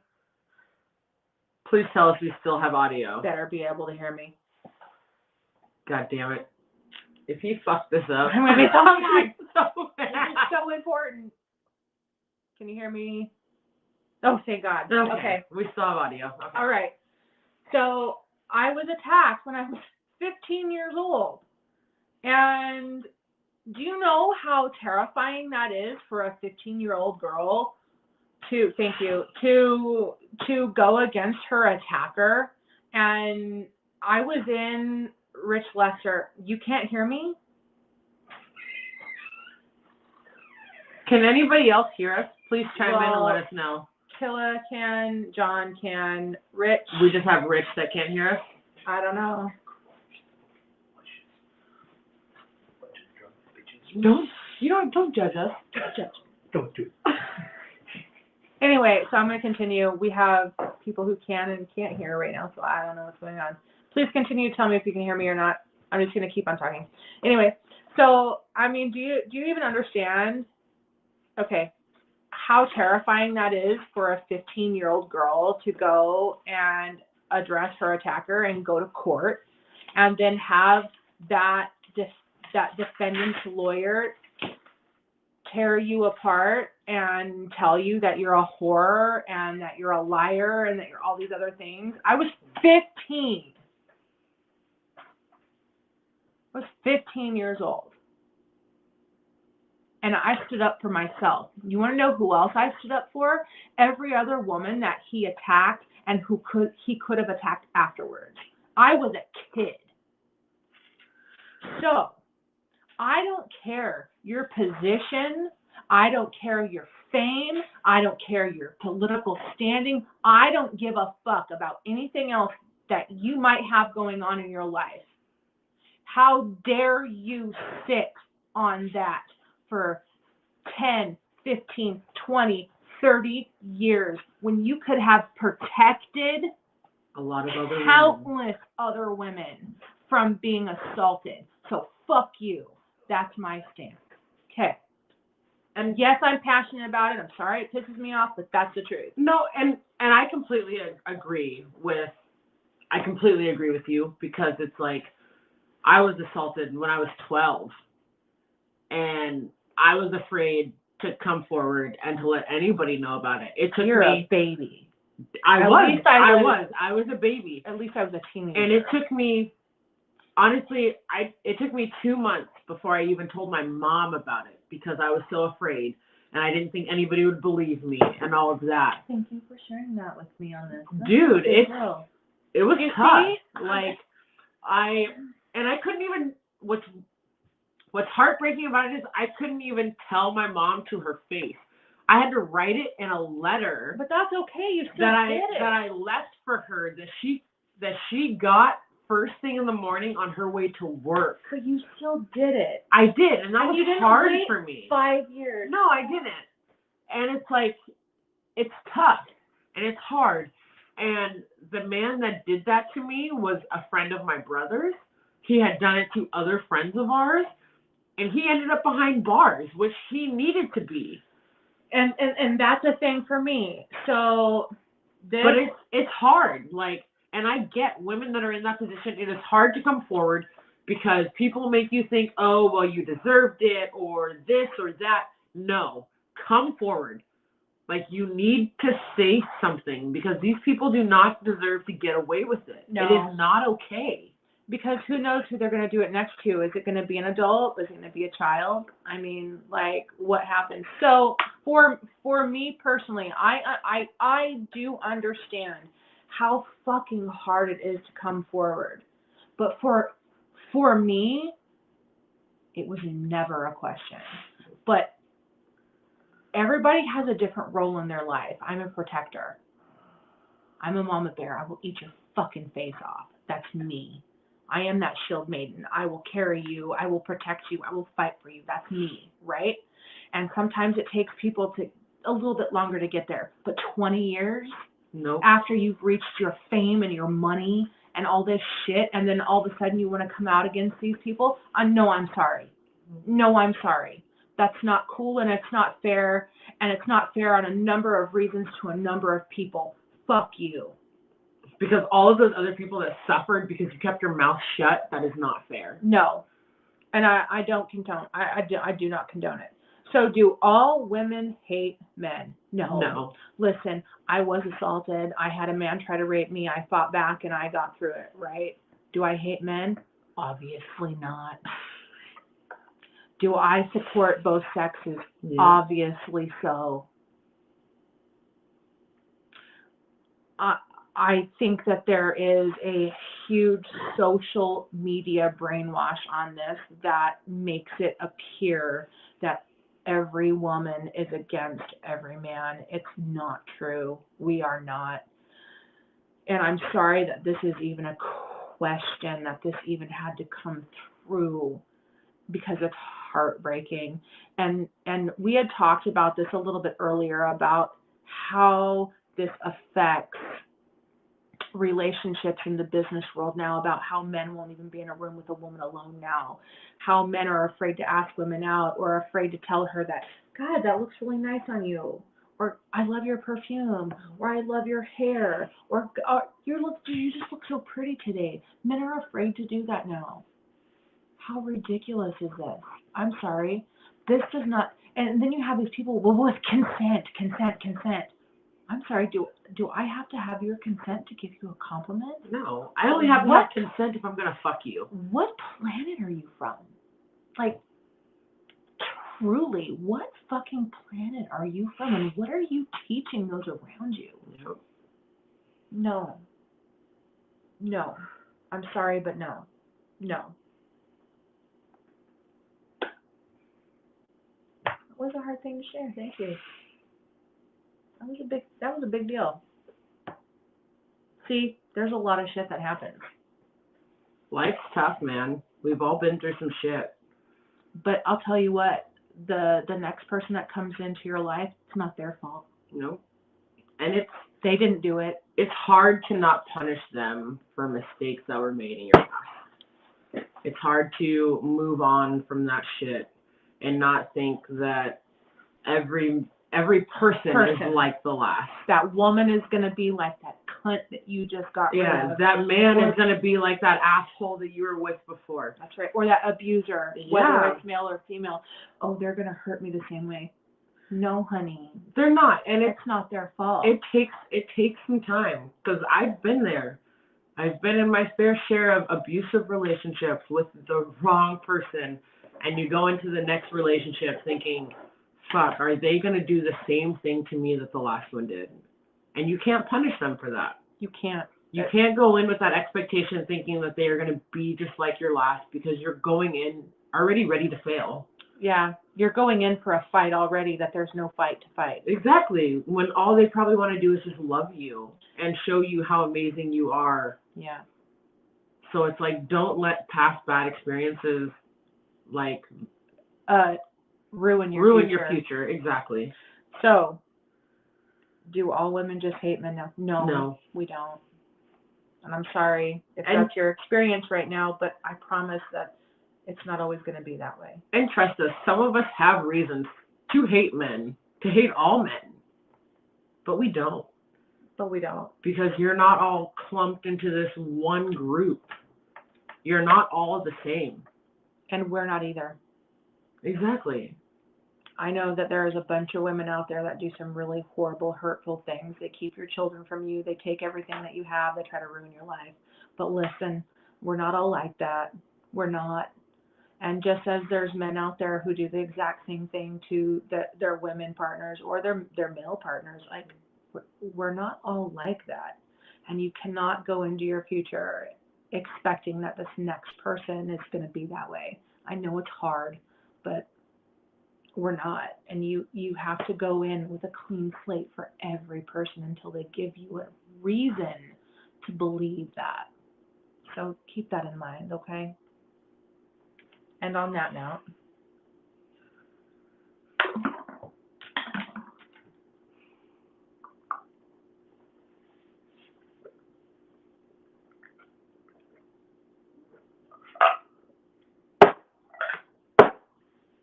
love it.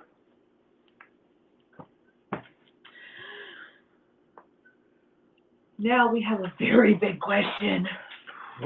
I almost need to do like an intermission for this question. Do you want to do a quick intermission? I think we need an intermission for this question, because I'm sorry, I hope you hang out with me for this second, because it's just gonna be a quick one, guys. Really, we just need to really quick. We need to get our minds right. Let me do something on this one, because it's deep as fuck.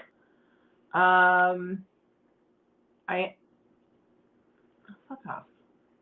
Okay. Oh wait, no, I have that. Lovely. I'm gonna put on some music for like 5 minutes, and please hang with me. Don't leave me. But I really actually do need.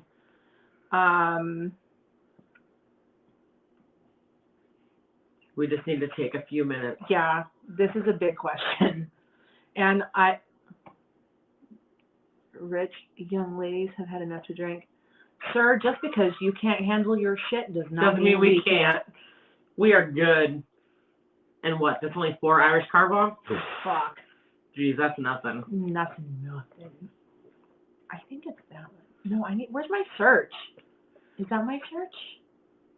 Nope. Oh, I fucked up. Jesus Christ. How do I? Oh, Technical difficulties, we're figuring it I'm out. trying to figure out something here really, really quickly for my Irish music that I have no rights to. I guess I could do that, right? Yeah, I could do that one. you could. I could do this one. All right. So I'm going to go to the bathroom. She's going to go to the bathroom. We're going to take about 5 minutes, and then we will be right back. Please don't leave. So this next question that we are going to handle, and we will do an Irish Carbomb before it, right for everybody, is this. It's sex addiction and how to handle sex addiction. Oof. Yeah. It's going to be a long one. This is a big one. This is a big question. So give us 5 minutes what did we just say? Intermission. Yeah, give us a 5-minute intermission. We'll be 5 minute back, guys. intermission. We're gonna hit the head and take a stretch and then be right back. But We love here you guys. is some music that is not mine. I have no rights to.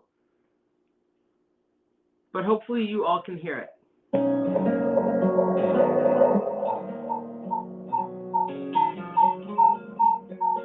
Can't do it. Nope. No, it does too much of a. Oh, where's your phone? Dropkick Murphys. There we go. Sorry, my laptop just like screams. Yeah, pee break. So Rich, Killa, John, anybody else who is here, please stay. We're just gonna take that 5 minutes and do a little thing, and then we'll come back and we are going to address sex addiction and how to handle it and deal with some issues here. So appreciate you and sticking around for this last big question. If you do have any questions, also please leave them in the comment section. We'll hit those. But we're going to take a 5 minute break and be right back, okay? That one. Nope, that one. That one. That one. Oh, is it gonna? It should. I clicked it. I think it's thinking. And because we're wearing Dropkick. Murphys. I actually saw them live in Oregon. when I was I've going to seen school them down there. live. Yeah, they're actually really good. There. Okay, guys, we'll be right back.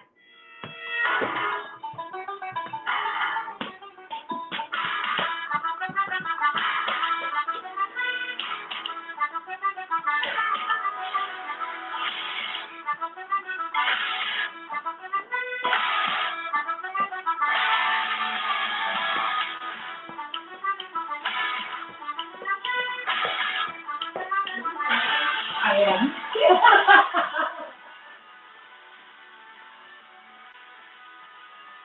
I wonder how many people actually stay with us live. Let's see here.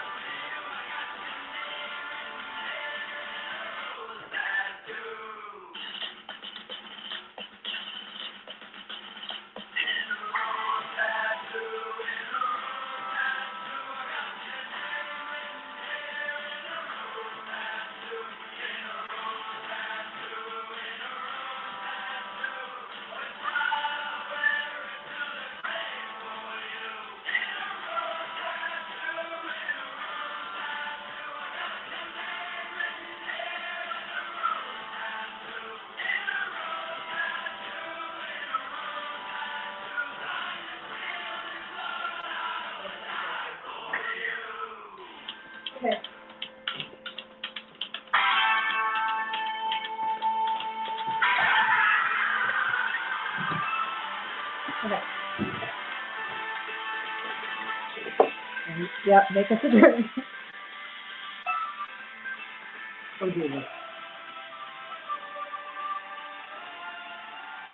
Okay. Thank you for sticking around. Love you, all of you. For yeah, we're back. This is a very intensive question, and it's sex addiction and how to handle it. These are my questions that we've answered today, and again, we're at the 2-hour mark. Most of the lives go 2.5. We've even had 3-hour lives because we're literally answering questions from fans, and they're all of them are in-depth questions, like you just can't. Okay. Oh boy.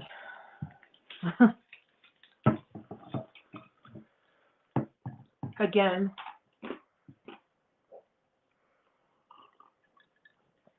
as I have stated,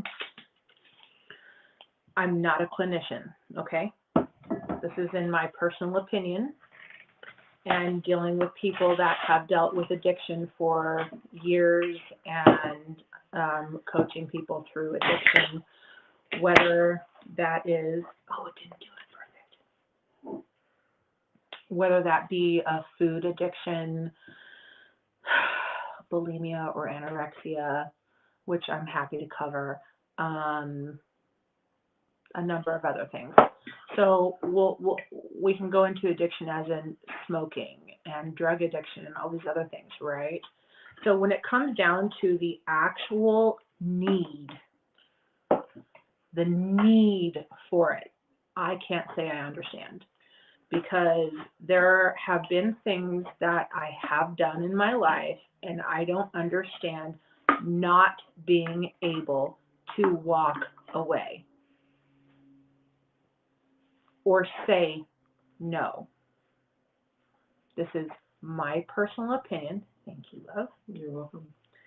This is my personal opinion and how I have dealt with people dealing with addiction issues. Every day is a small victory, okay? So in the sex addiction area, we're talking about, yeah, this is deep conversation. We're talking about masturbation multiple times a day, having intimate copulation with strangers on the daily, non-protected sex, and those types of things, okay? I think they're dangerous. And I think that that deals also with a mental, I'm not going to say disability, but a mental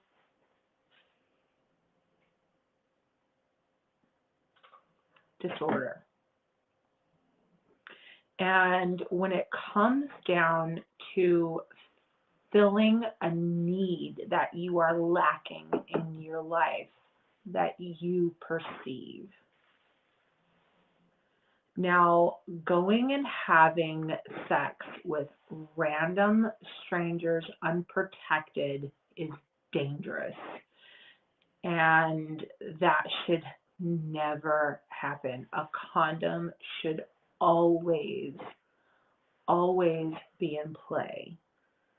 But you always hear the, well, it doesn't feel as good with a condom, and I don't like them, and so much and so forth. Like, you hear every excuse for why people don't want to wear condoms. And I get it, because I don't like them either. I don't either. Like, nobody really does. But if you're having sex with multiple random people, you don't know where they've been, who they've been with, anything like that. Like, what their story is, what they've been doing in their life. Exactly. Like, condoms are the safe bet, because because who knows what you could be getting from this person. And then do you want to, as a woman, going out and having multiple relationships with somebody, I mean, just getting pregnant by some random stranger? Exactly. No. Are you ready for that? No, I don't think anybody is. And they don't expect that to be an outcome of this rowdy romp one night.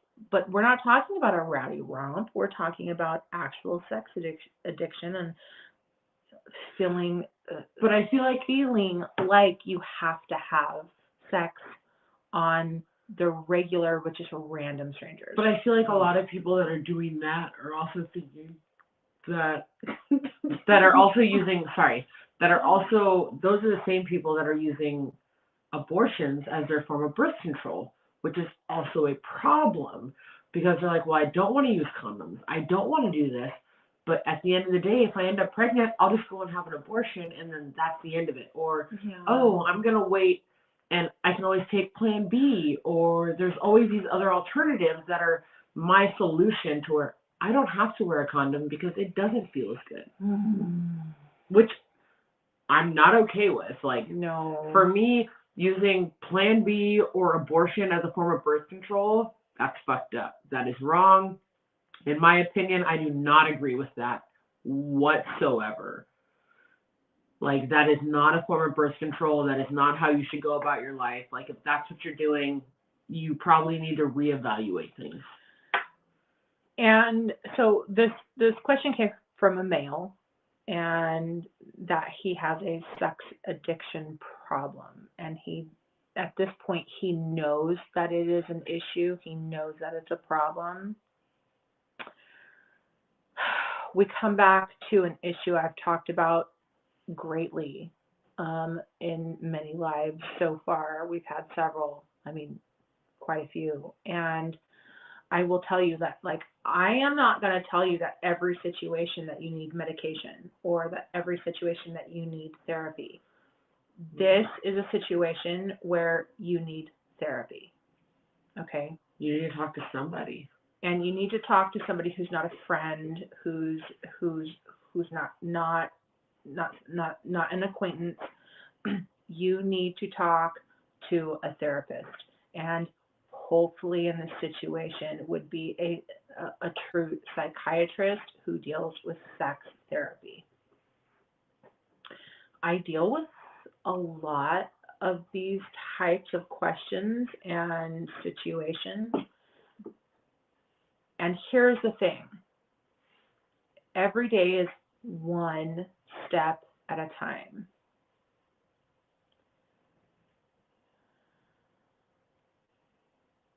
Yeah, right. So you have the rest of your life to worry about getting STDs or getting AIDS. That's true. And for a lot of people who actually have sex addiction issues, that's not a thought or concern. They don't see it. They don't think about it. And,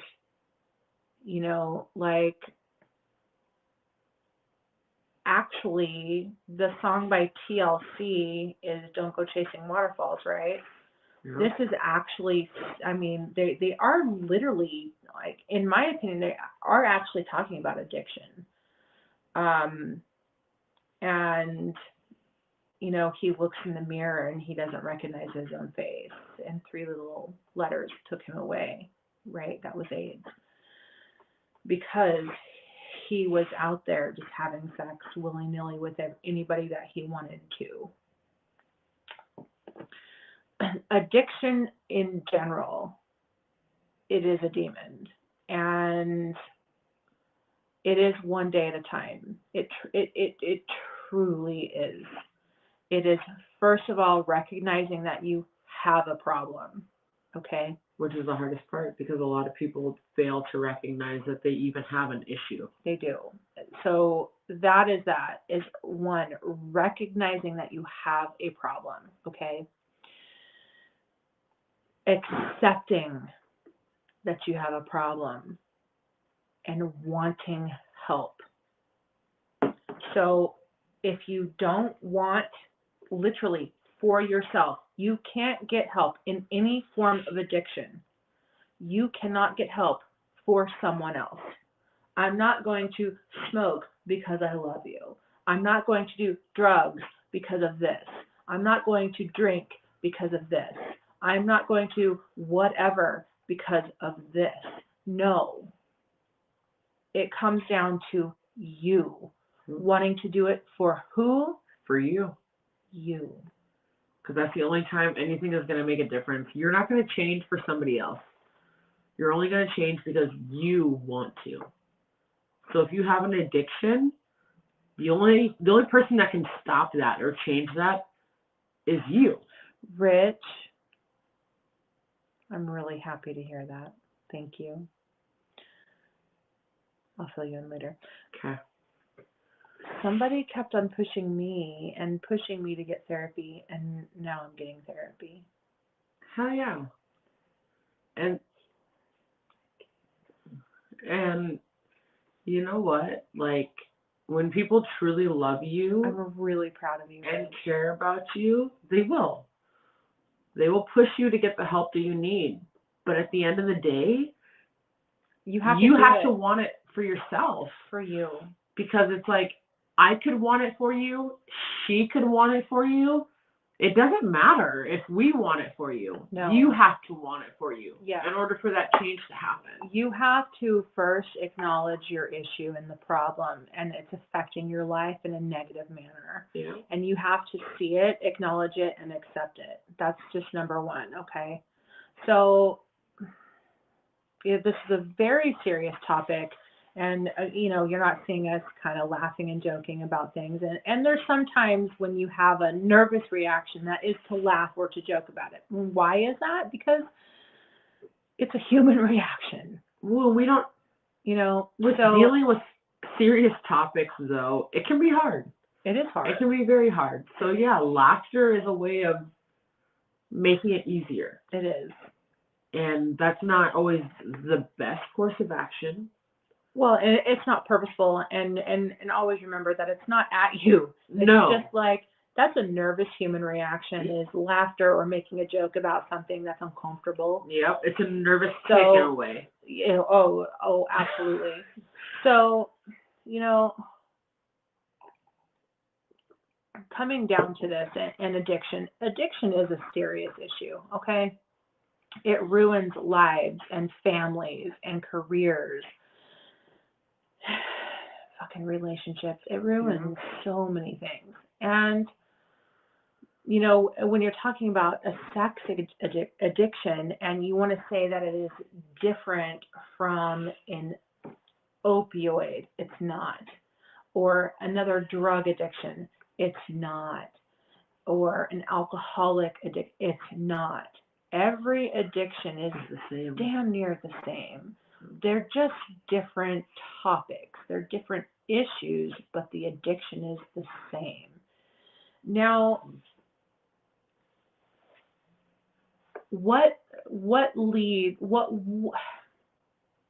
every addiction can lead to the same outcome, and that is death.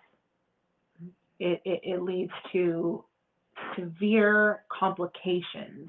It deals and leads to severe illness. And some of these things can never be changed. But when it comes to asking and getting help, your first and foremost is you accepting and realizing that you do have a problem. You do have an issue. And saying, wow, this fucks with my life. This interferes with my daily activities. This interferes with my family. Do you have children? Do you have a spouse? Has this affected your work life? Your mother, your father, your sister, your brother? I mean, how has this affected you? Most addiction affects every aspect of your life, including your financial. Yeah. Sex addiction can lead into prostitution, which as I'm covering in my YouTube right now, and I should have this week up the 1930s and going forward into the future, which will kind of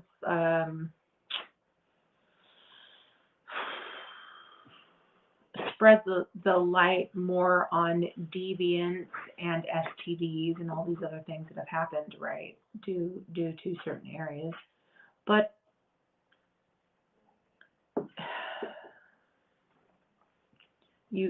with any addiction, this is where it starts. It's with you. It starts with you. And that is, I have a problem. I need help.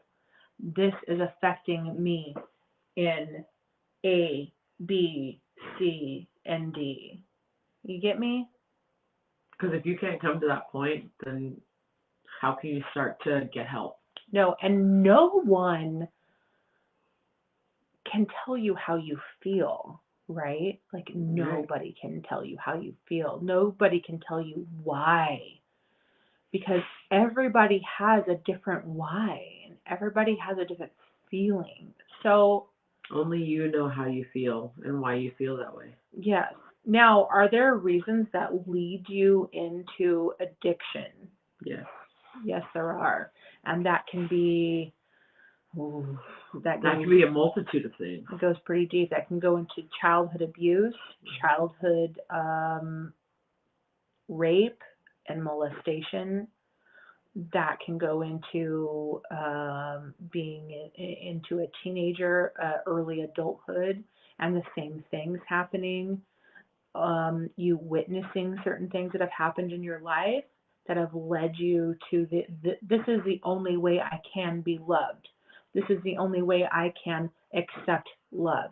And let me tell you, that's not true. Well, this is the only way I know love, because this is the only way I've been shown love my whole life. That's right. So my number one form of advice here is, one, to accept that you do have a problem, okay, for yourself, not for anybody else in your life, for you. Accept it, realize it, and go, this affects my relationships with everyone around me. This affects my financial health, okay? This affects my personal health. This affects my personal, non-sexual relationships with everyone around me, because it will, and it does. So from there, understanding that you need help because this is a problem in your life, seek help. Now, if you don't feel like you can at this point go and get help from a therapist, I'll do my best to help you. In these actions, my services are not free. I am a consultant. I am a life coach. I'll do what I can for you. But I will tell you that I do believe that therapy will be what you need. Does that mean that you need medication? No. No, it doesn't. Okay? No, it doesn't. But this is a long-term issue, and it will take a long time to get over. And you have to be honest. Okay? There's no bullshitting when it comes to this kind of thing. There's no bullshit. You can't lie. You can't try to manipulate. Just be honest.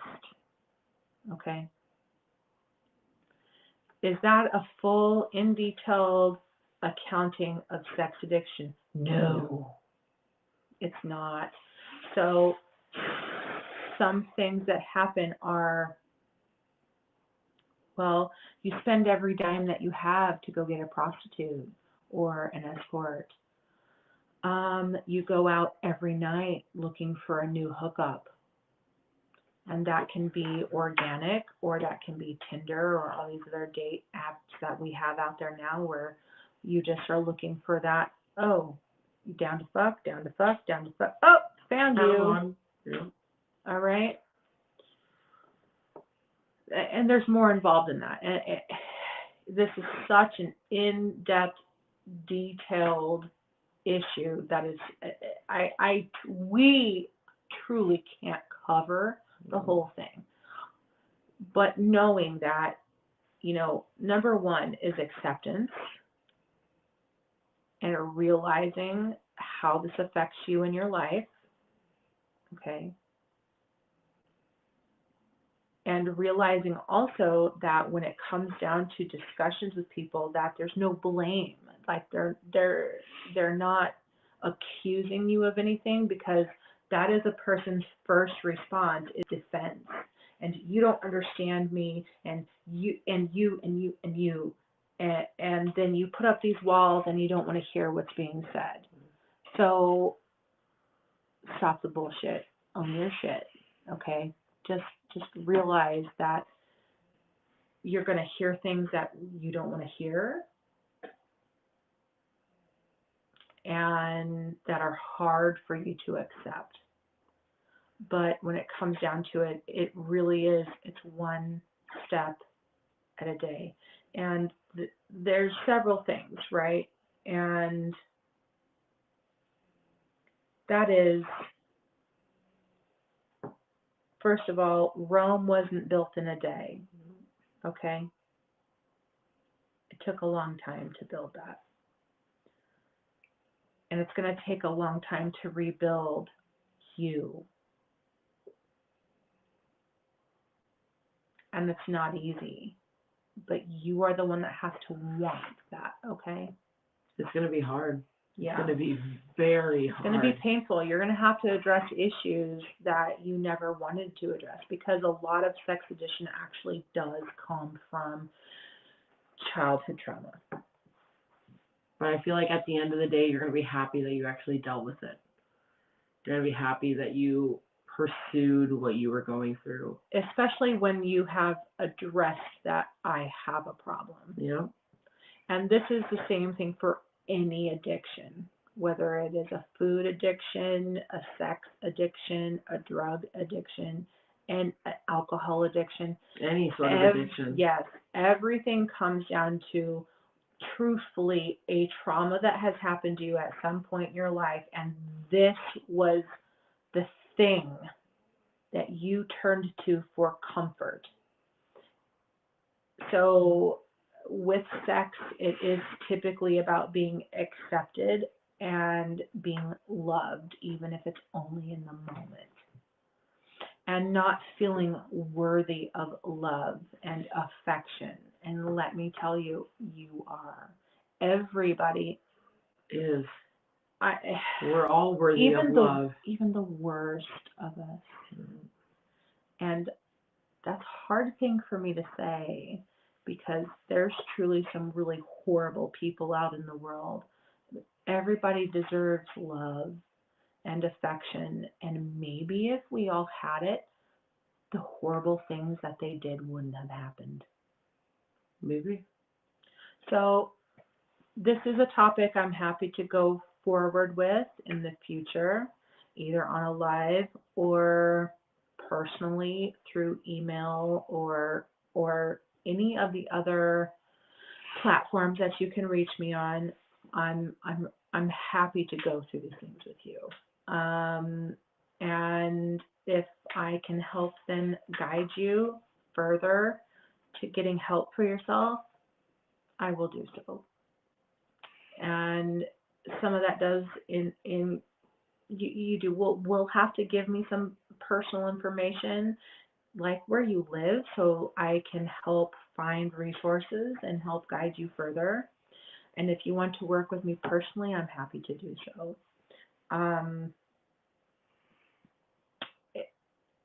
Addiction in general is painful and hurtful, And a lot of people just say, well, you know, you should be able to stop. It's not that easy. It isn't. It's not that easy. Just because I might be able to step away from something, or she might be able to step away from something, or your friend, or whoever, doesn't mean that that's that easy for you. So, you know, just because you have this issue in your life, it doesn't mean you're this horrible person, okay? It just means that this is an issue, a bump in the road that you're going through. It's only a chapter in your life, right? And you know, we'll all get through it. And you have a new chapter to write. Yeah. Because your life continues. And even if this is a few chapters, that's okay. What's not okay, as I have said before, is staying there. You can't stay there. You've got to get up. You've got to move on, because that's when you lose. When you decide to stay there and wallow in it and make that your everything, that's when you lose. That's right. That's when addiction wins. That's when everybody wins. And you can't let that happen. That's when you don't win. Exactly. That's when you lose. And you have to win for yourself, because you deserve more than that. You do. You really do. Like, your life is worth more than that. And don't forget that. So, you know, you may have had people in your life tell you that you're never going to be anything, you're never going to do anything, you're never going to accomplish anything. Fuck those people. Because you know people. what? We're here for you. Both of us. Don't forget that, all right? Life is hard, you know, but life doesn't have to be that hard, though. Life doesn't have to be like, that hard. You have people that you can talk to. We all have. We all have somebody. Like, there's channels, there's ebbs and flows in life. That's it. You're going to have your rough points, you're going to have your easy points, and that's just how it goes. You're going to have your ups and your downs. But everybody does. Exactly. And you're not alone. Some of us have more downs than we do ups, but you know what? Those good times, those ups are coming for you. Yeah. And just really, just don't think you're alone. I know that it's hard to see sometimes, but it's really, help is there if you ask for it. And don't forget that, okay? We're both here for you guys. If you, Audra's already said, like, if you want to reach out to her, you can. I know a lot of you guys don't know me, but if you want to reach out, you can reach out to me. I'm here to talk. I'll be an ear to listen. I don't even have to say anything to you if you just want that shoulder to talk to. Yeah, so I'm here. You know, and both of us will do what we can to, if you don't want consulting or life coaching services from me, I will, for free, help you find services in your area to help you. All right, I will find you resources. So, like I said, this is this answer is. It's a lot. This answer is like that big, right? It's like the pea in the world of things. Yeah, it's so small, but we could go through it further in depth later. I mean, our next live we can do it again, and I'll be happy to. This was a kind of a last minute thing, so I'll be happy to actually put some resources in the chat next time. It really is. It's just an in-depth, very complicated question. But addiction in general is. It's tough. So it's a lot. You know, just keep it up, keep talking, keep asking, and you're not alone. You're never alone. There's always somebody out there that's going through the same thing. So that's there to listen. That's there to be there for you. Just know that. Rich, what does your friend do for a living? Who, me? Several things. I'm kind of, okay, so I'm a scuba diver, I'm a pipe fitter, I'm a bartender, I'm kind of a Jane of all trades, if you want to know. I kind of do it all. So that's why we get along so well. Exactly. I'm a quick learner, so I can honestly learn to do anything. She's a little chameleon like me. I am. I adapt to my surroundings, and I make it work. There you go. So I think unless there is any other questions at the moment, we'll give it a few minutes and see if there's any questions that come up. But we'll wait. We'll give it a few minutes. But we'll give it a few minutes if anybody has any questions. Some final questions from the audience.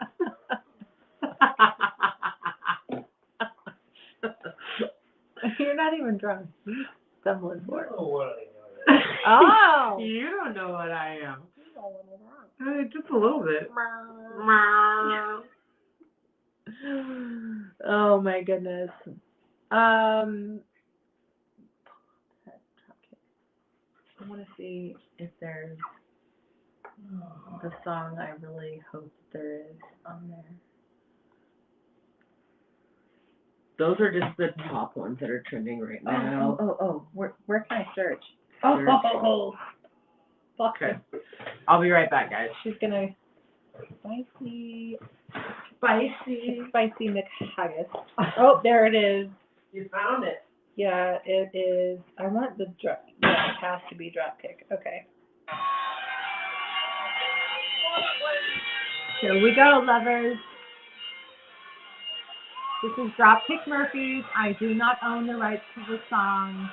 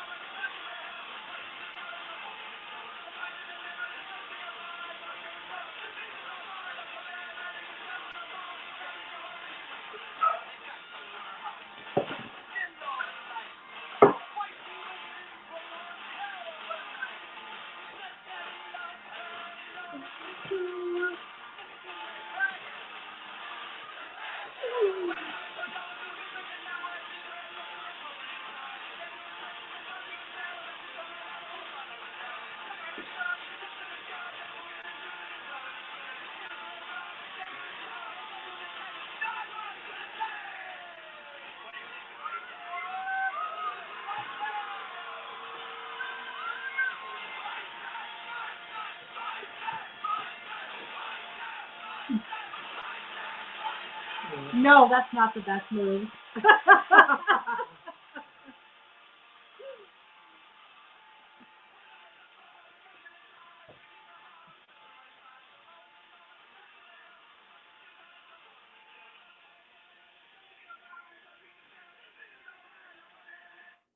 Okay. So we gave it some time. There's no more questions. I want to. We are not drunk. Fucking not even close. Shit. We could be. Give us a little bit longer. I mean, we're gonna have a couple more before. Like after we're done. So, I haven't shown what exactly we're drinking because I'm not sponsored and I can't show legally what we're. You can have an idea, but I can't share that. Sorry. Yeah. I had questions also on the Bang sponsorship. So far, that's a negative. Which, you know what? That's Bang's fault. Like, well, they should. I'm not. They should be sponsoring. I'm not downing. It's just what it is. I would have liked a response, but I didn't get one. That's okay. But my thought is, like, they should have said yay or nay. I agree. On a professional level, I would have liked. They should have said yes or no rather than kind of ghosting you like a bad relationship. I know. I would have preferred that. It didn't happen. That's okay. That's okay. I drink things, so like. I know, which is like. I'm not downing. Hey, if it doesn't happen right now, it may happen in the future. It's just not what happened right now. It's okay. It's what it is. I have absolutely no hard feelings. It's just whatever. They still should have said something. Yay or nay. Just saying. But. So, hey. Yeah, Rich. No. We're not. We're not what? Drunk. Rich, what makes you think that we're intoxicated, bro? We've had 4 Irish Carbombs. Again. We've had 5 Irish Have we Carbombs. only 5? Yeah, we've had 5. 1, 2, 3, 4. Oh, that is 5. We've had 5. We've had 5. Just because some motherfuckers can't hold their liquor doesn't mean we can't. And we all said that this was an St. Patty's Day live and that we would be drinking Irish Carbombs. I promised. I held through with my promise. Here we are. And granted, like, I'm not going to lie. I am feeling it. I'm not drunk. Yeah, it's nice. Like, I am feeling it because, as if you guys can tell, I am tiny. She's a little baby. I'm little. She fits in my back pocket. So it's like, I feel it, but I'm not drunk. No. But I'm also not letting her leave anytime soon. So, okay. Yeah. There Anyway. will definitely be food and all of that before I decide to drive yeah. home. Like, cool. We're good. So anyway, I think will you pull up your calendar? Of course. I think we're going to wait like 3 weeks on this next one. 3 weeks? Yeah, because Ooh. somebody has surgery. Oh, so that would be April 6th. What's Wednesday, April 6th. That would be the 30th. The 30th? Would be 2 weeks. Oh, fuck, we got to do it on the 30th. We have to. Are you good on the 30th? I'll make it happen. Yeah, I'll make it work. Are you sure? Yeah, I'll make it work. Okay, so our next live will be March 30th. If you don't have questions now, you need to come up with your questions. Because we will come at you on the 30th, wanting to answer those questions for you. Becky, call me, motherfucker, please. These are my fucking people. Or 4 minutes. What's 4 minutes? Bitch, what happened? These are my people. Yeah? These are my people in Canada right here. Oh, hell yeah. Those are my boos. What's up, Canada? Yeah, you're going to meet them in June. Oh, Canada. I don't know your thing, but I know that much. I love Canada. These are my peeps right here. Oh my God, I love you guys. Thank you so much for being here. That's fucking amazing. Yeah, I know you will be. They're coming in June. You get to meet them. Oh yes. So we're gonna be having brunch the next day too. So hey, you better make plans because I'm not letting you just go that easy. I'm excited to meet all you guys when you get here to visit. Fucking A. You're gonna love them. I bet. Love them. I bet. Becky. It was oh my God, Becky, look at her butt. It is so big. I'm sorry. Countered. Rich, you've countered 7. Wait, what? Sir, what? Rich Sagan? Yeah, boo. I'm confused. What just happened? I'm lost. I countered 7? Is this is why 7 Irish Carbombs that we've done? Is that what you're talking about? Or you counted 7? 7 what? That's 1, 2, 3, 4, 5. Yeah, we've only done 5. And we still have 3 more to go. 1, 2, 3, 4, 5.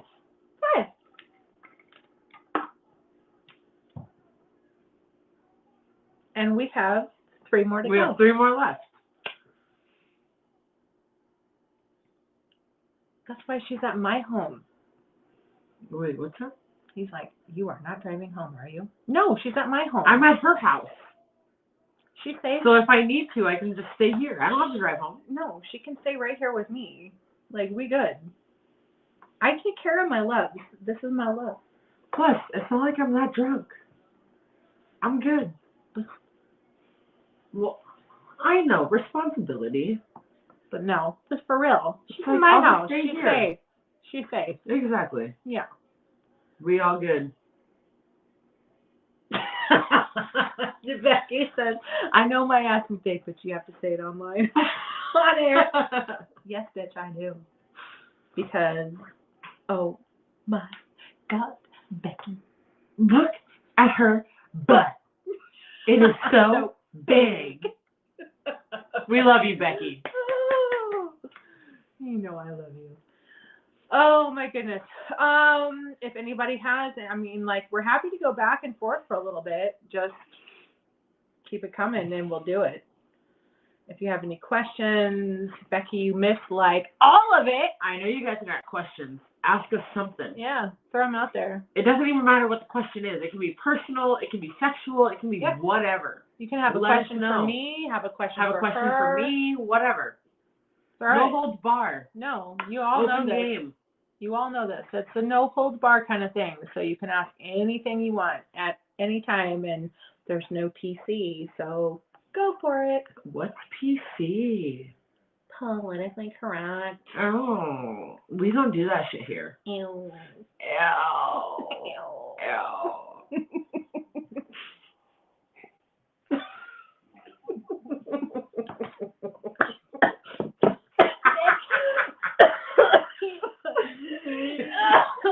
Are you dying?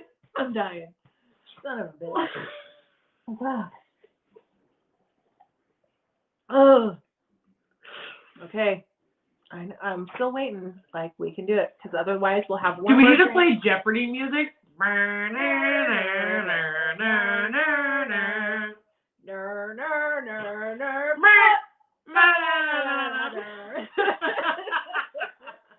I think we should do one more drink with everybody, and then we're gonna go. One more. Okay. The ones behind you. You said what? No, Boo, we didn't. We had 5, and We've had 5, and we're on our way to 6. Yeah, now we're on our way to 6. The ones behind. There's trees behind us, or sorry, plants. There's behind my us. plants. Like, okay. This is my pothos, Charlie. Charlie is 29 years old. Charlie's old. She's been in my family for a very long time, and I took her over when my grandfather passed. I need a Charlie in my life. I have a Charlie for you. Do you? I do. Okay. Because I love you. Oh, I love you. I know. I love you. This creature right here, let's see, is this one? This one is my Monstera Delicioso. It is a split leaf Monstera. God, they're so beautiful. This one right here is Tina, named after one of my good girlfriends because she's a diva. And then I have another little one who is quite large actually, but I have another little one, and that one is named the Imp after Tyrion Lannister on Game of Thrones.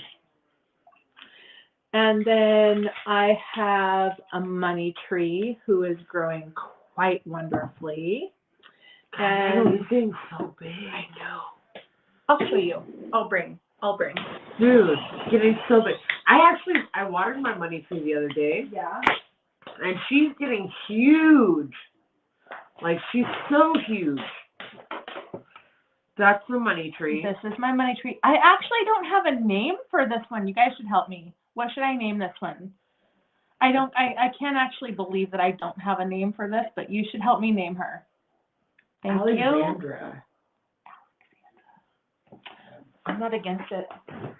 I'm not against that at all. And then I have 3 of these lovelies. And you could name them separately. or as one, but I think separately would probably be better. Are you going to, okay. So with these guys, are you going to leave them in the water, or are I you don't- actually going to put them in soil? I don't know, because look how healthy I know, they're so healthy. And They're look, they're super so healthy. plump. Oh. They're so plump. But I know if you put them in soil, though, they'd be so good. I don't know yet. It freaks me out. I'm not ready. Just do it with one. I'll Put go one with in one. soil and see what happens. And you guys, I have this bitch right here. This is an African jade. She's been going along. God, What did you do? damn it. That's fine. Give me that. I This, fucked shit up. it's okay. Oh, no, here. Thank you, love. Yeah, baby. This is an African jade. She is actually older than Rachel and I put together, and she has stayed this size forever. I just recently learned how to get her bigger. She is also not named. I need a name for her. So that's this girl right here.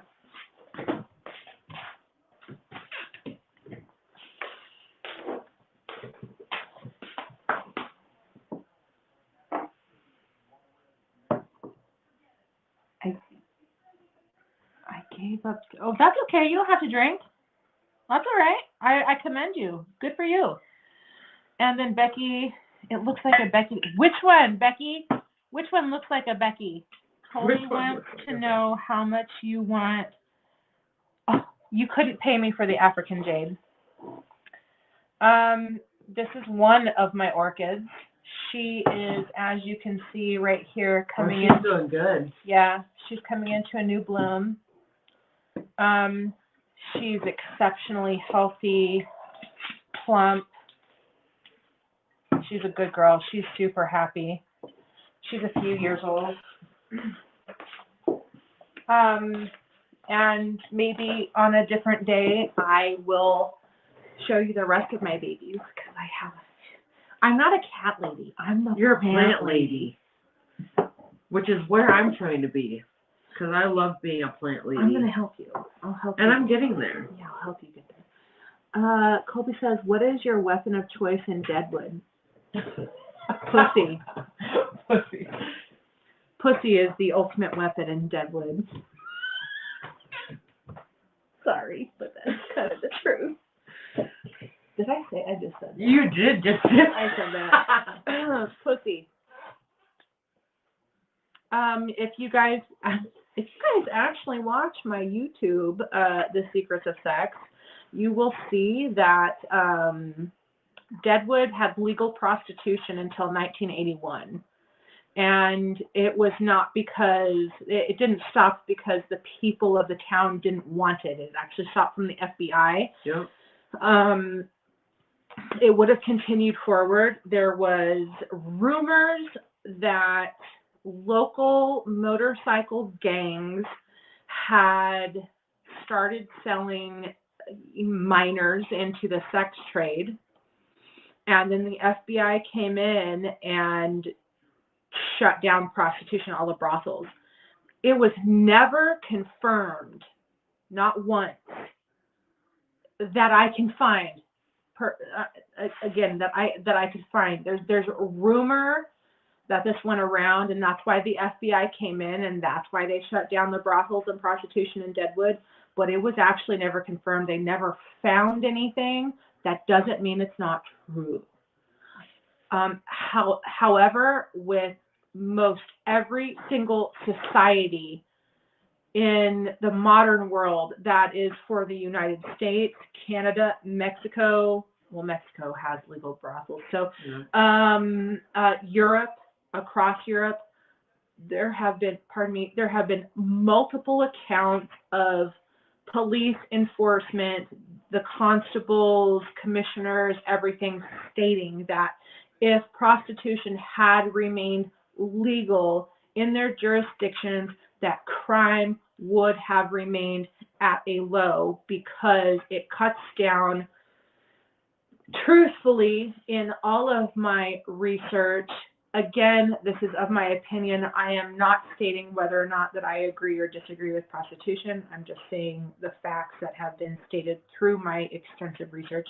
that if brothels had remained in legal effect, that you would not have robbery, murder, assault, rape, sodomy, and these other issues. And they feel as though that if these brothels had stayed in commission, that these issues of crime would not be as prevalent. Which I get. It makes sense. So one of the things that I'm going to be covering is something called initially he was coined as the torso killer. Oh, yeah. It's not the torso killer that I we know of. But initially he was, this is in the 1970s in New York, he was coined as the torso killer in New York in Times Square.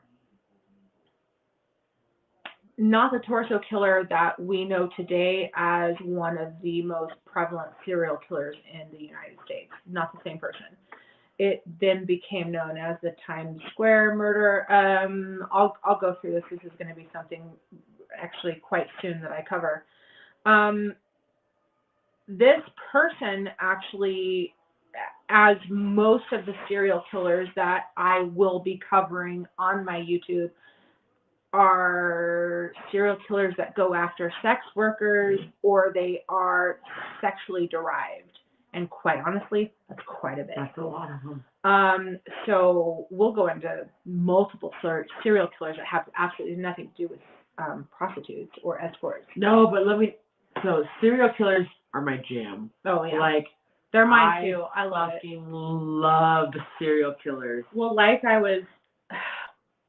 we had an audio issue earlier, I was listening to a podcast. Yep. I'll actually, pretty soon, I think I'll add the podcast I was listening to in some of my YouTubes. One, I listen to Bailey Sarian quite a bit.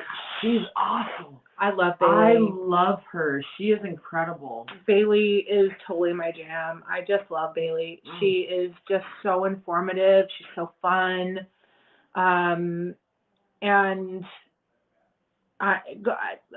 to be perfectly honest, Bailey's one of the reasons I started doing this in the first place.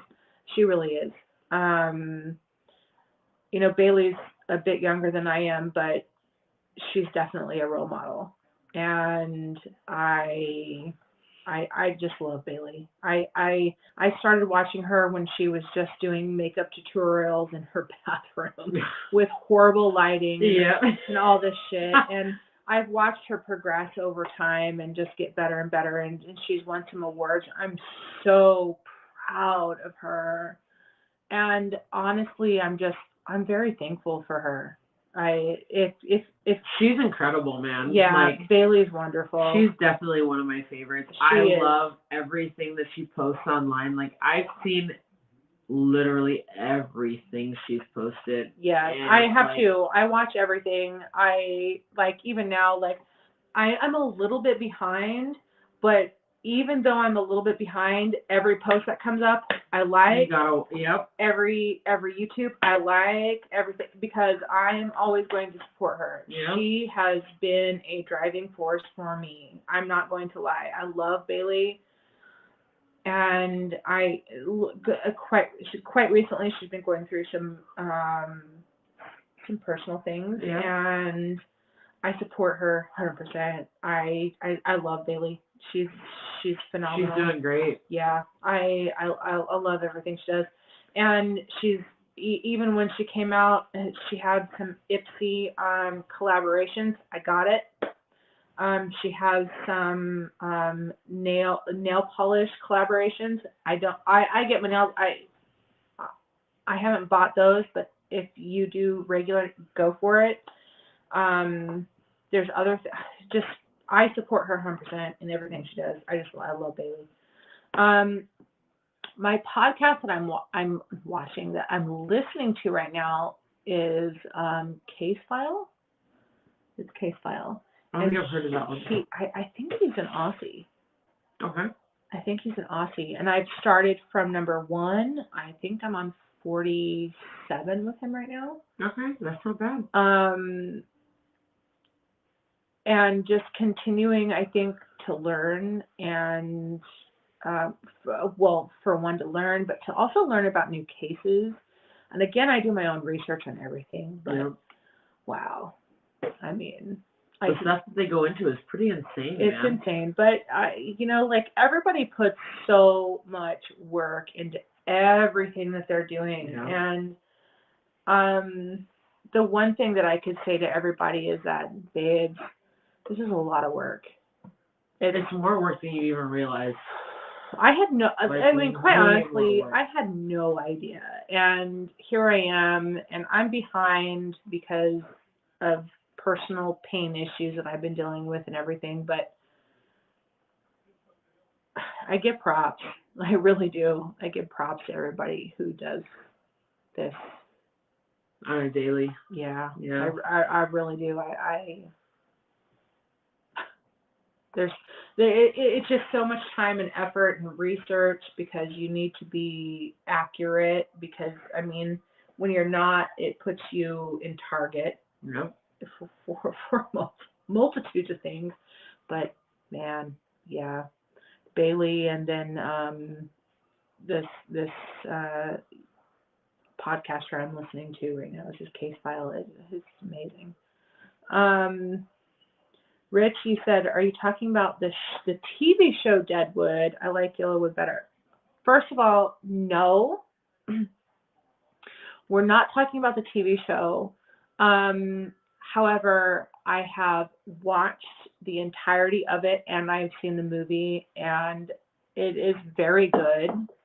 But I'm if you haven't seen my YouTube, you need to go and listen to it because go check it out. And watch it because I give you the actual background of prostitution in Deadwood and what happened and the entirety of it and when it ended.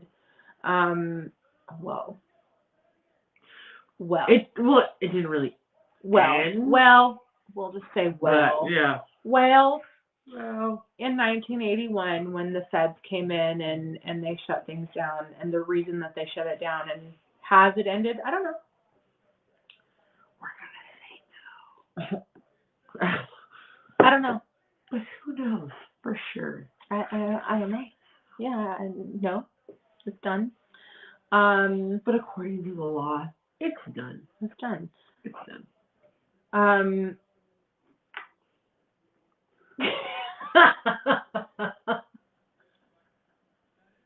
And then, I'm going to get to that in a minute. But, Rich, to go back to the question, Yellowstone is an amazing show. I watch it. I love it. I support it. I'm down for it. And every other thing that comes around with it, it's it. It's lit. I'm there. I'm going to watch everything. Haven't watched it yet. Girl, I'm not going to lie. I haven't watched it yet. Are we divorcing? We might be. We are not divorcing. Don't even go there. You can't divorce me. You can't divorce me. Don't even act like that. She is coming over here, and we're going to have a fucking marathon because she's behind. Okay. I'm super behind. Just like I haven't watched 1883 and all that bullshit. But I heard I have to watch Yellowstone before I watch 1883. So you do. Okay. We're having a fucking marathon. You're going to have to come over here and stay, and we're going to be in pajamas, drinking and eating bullshit and watching these for like 4 days straight. Is it really going to take 4 days? Yes. Babe? How many seasons? How many seasons of Yellowstone? 4? 4. And then 1883 is 1. 5. You're fucked. Okay. How long are the episodes? An hour. How about 4 days? Yeah. Yeah, that's not bad. Okay. We're going to have a vacation, and she's going to get educated. Okay. We'll come back to this. This is something we'll come back to. Oh, motherfuck. Okay. I haven't watched it. Dude, I've been catching up on a lot. So, for those who don't know, I'm a Star Wars nerd. That's my realm of nerdiology. Yeah. So I've been catching up on Boba Fett. I'm fine with. Which I just watched last night because How was when Boba? it comes, okay, I haven't watched Boba. okay, so I watched all of. I love The Mandalorian. Yes. Boba Fett. First of all, he should not have survived the Sarlacc pit. Nobody survived the Sarlacc pit. Okay, this is a true nerd. Nobody does. Nobody does. So I was very hesitant to watch fucking Boba Fett. How did he survive? Wait. Spoiler. How did he survive? What happened? Supposedly, his Beskar armor is what kept him alive. We'll say that that's what happened because that's what you guys are saying. I'm not happy.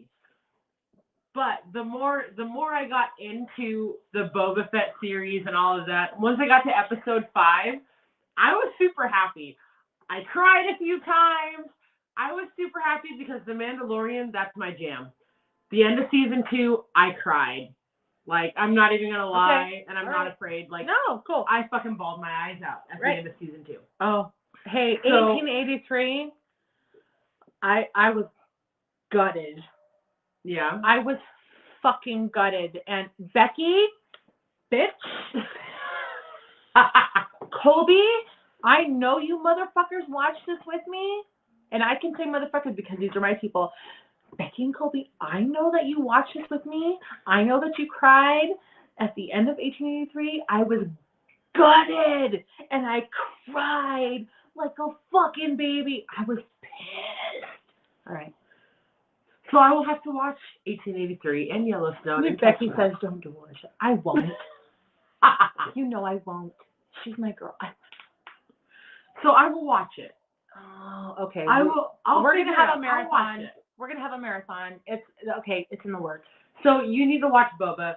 Granted, of course, I'll watch Boba. For me, it didn't really get interesting until episode 5. That's when it got super exciting for me. That's a lot. It is, but you hold in. That pisses me off a little bit. Like, but that's because I've got the preconceived notion. I've seen Clone Wars. I know Boba Fett as who he is. I've seen everything. So you've seen Clone Wars and all that. I've seen so all you of know it. Boba Fett as who he is. Yeah. Do you like him? No. Exactly. Which makes it hard to watch his show. I don't.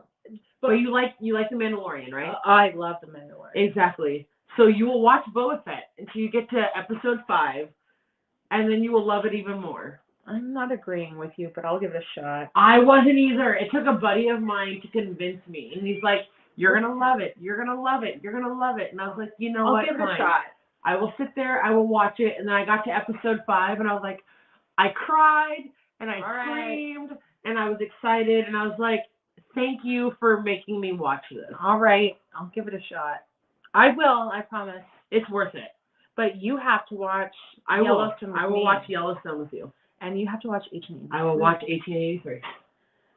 Okay. We'll do it. Okay. Then you'll understand, like, all the best. Becky? Exactly. All the best memes and, like... But then, come May, Kenobi comes out. Oh, my God. I know Kenobi comes out. Oh, my God. And then in the fall, we have Ahsoka, and then the Mando back in December. Let's see, I'll watch Mando again. Season 3. But you know what? You have to watch Boba to understand. Okay, so as soon as I finished Boba, it made me realize how Mando season 3 is gonna go. Right. Because it makes me even more excited. Okay. See? Makes me even more excited. Mason, you missed a lot. You're gonna have to go back and watch everything. Mason, you have to watch it all because there's so much that you missed. Sorry. But we love you. We ain't catching you up, boo-boo. No, I'm not gonna catch you up, but you're gonna have to watch it. Because right now we're just nerding out. Yeah, we're totally nerding out. We're just going through, like, the table talk is really over, and right now we're just kind of doing. We're talking about Star Wars and Yellowstone, and we're just discussions with everybody that are still here and all of that good stuff. So it was a pour the bottle. Where did it go? It was a pour the bottle in a bucket kind of. Oh God, Becky and Colby, you are not kidding. So should we talk about Gina? Should we talk about Gina? I feel like I don't even know what's happening right now, so I should probably leave because Gina, this is all a Yellowstone thing, and I don't know. Gina I don't know Carrero? this. Carano? Gina Carano. You're gonna have to look. She's going potty. You look at. You know who she is. Do I? Yeah. Yes, you do. She knows. She just doesn't know she knows. See, we don't always know everybody who's in everything, but yo. So my Yellowstone fans and Oh, I do know Gina. I know you know. See. And okay, if we're gonna talk about Gina, we're talking about Gina. Just wait. There's a lot of stuff going on with Gina.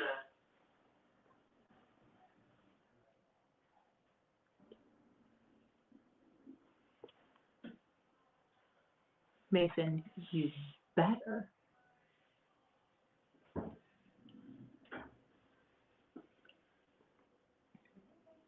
Here she comes, Gina. And then we'll get back to Yellowstone in 1883 in a second. Here it comes. I was a little ahead of myself. Okay, I know Gina.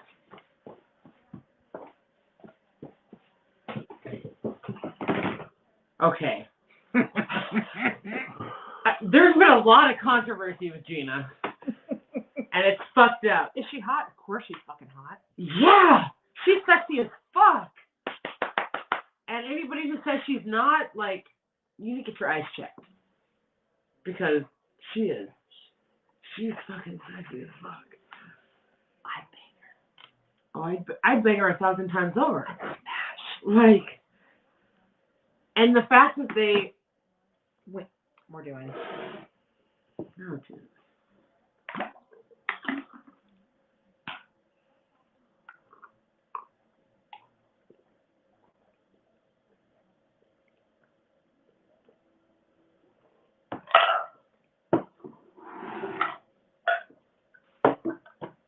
Gina Carano. Catch up. Yeah, right there. Oh, excuse me. You better be okay. Don't just puke on me. Ew, no. Ew. Never. All right. Ew. So back to Miss Gina. There was a ton of controversy with her for a long time. I don't agree with it. I don't either. I think it was all bullshit. It was total bullshit. Mm-hmm. But at the same time, they brought her back. They Which they should have, because they never should have gotten rid of her to begin with. bullshit. Bullshit. Bullshit. I know. All because of her thinking the way that she thought. And who doesn't have the right to their opinion? Everybody I don't has, care who you work for. I don't care what you do. You have the right to your own opinion. Nobody gets to tell you that you get to think differently because you work for somebody else. Exactly. I completely agree.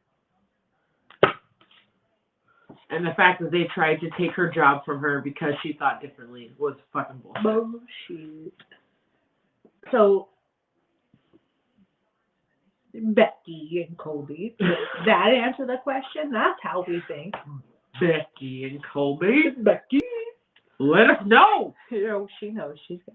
Is she hot or not? Fuck yes, she's Yeah, hot. she's hot. Are you kidding? How are you even asking that question? Yeah. How do you even ask that question? Oh, she knows. Come on. She's my boo. She knows. She's being a smart ass right now. Both of them are. Jesus. She's hot as fuck. Loves you. Okay, so getting to like Yellowstone. Oh, I don't know when it comes to Yellowstone because I haven't watched it. She's gonna watch and she's gonna find out because the new season is coming out directly, and we get into that. But she has to watch everything else. Isn't it season 6? Season 5? Season 5? God, I'm 5 seasons behind already. You gotta watch. You gotta watch. I'm serious. Like, it's a thing. Okay. Yep. I'll binge it. I mean, like, I'm serious. Like, if you need to come over in the morning and watch, We can just watch all day. oh yeah, we're good. Okay, I'll catch her up. What made it happen? And then 1883. How many seasons is that? It's just one. Like, one? Okay, It's the beginning of the Duttons and how they got to Montana. Okay. And then we have the next season that's coming out, which is 1932, I believe. And you can see there's the distinction of the differences of time. Okay. But there's a reason for that. But I'll figure it out. it'll all make sense. You'll all get it. Okay. JMS 74. I don't know who you are, but thank you. What did they say? You so damn fine. Oh, we know. Thank you. Thank you. Love you. Yeah, okay. So we actually never really do this. We never really stick around and have just like a little bit of following fan talk. So this is fun. I'm enjoying it. Any other questions that you guys may have? Or just like back and forth. Let's do it. We're here. And she's not leaving for some time because we're drinking. So what's up? What's up? What's up? Lay it out. What it is, yo. What's up? I mean, and we're probably, we have, We've got two more. We can finish them. I'm not going anywhere. Not for a while. You already know you're not going anywhere for a while. I was gonna say, am I driving home at all tonight? I don't know. You might not. And it's okay if you don't. Like, you're more than welcome. You can stay here. Yeah. So, we're good. I'm gonna pee. There we go. All right. They both are, my bitch is fine as fuck. Thank you. Thank you. I know she is. Thank you. I appreciate you saying so. Okay, I'm gonna get us some more water while she's going pee. I'll get us more water. You fill that. Oh, Jesus. And then leave those continued just talk. We're still here. And I'll stay here as long as you want. So let's go. So anything you want to say or mention or even talk about, we're good. Let's do it. It's fun. Just let us know. We enjoy it. So like, this is a lot of fun for us. It's great. And just you being here means the world anyway. So bring it. What do you want to talk about? What do you want to say? It doesn't have to be on my YouTube or anything. Like, what you want to talk about? Becky and Colby and Mason and JMS74. Boo, bring it. What you want to say?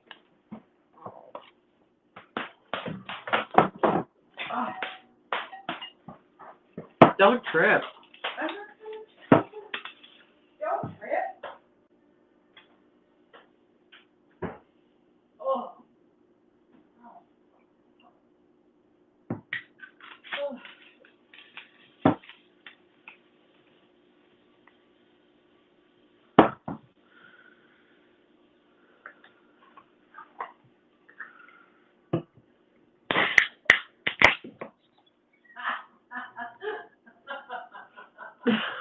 You know what I just thought of? What's that? Kind of fucked up. Totally fucked up. Like, everybody just went pee with me. Like, how loud was that, actually? Could everybody hear? Probably, but that's okay.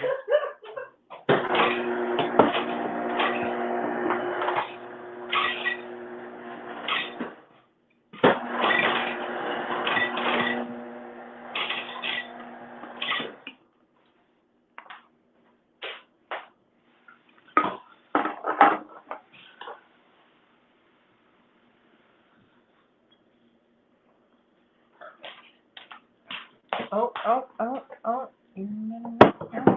I know, we're like, Those motherfuckers are gonna. they're good. Okay.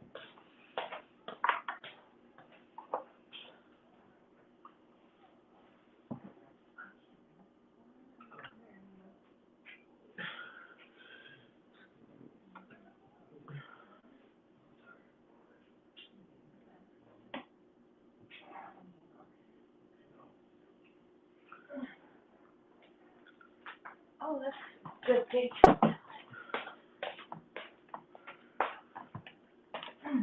They said something about a book. I don't have my glasses on or my contacts in, so I can't read it What's that? on there.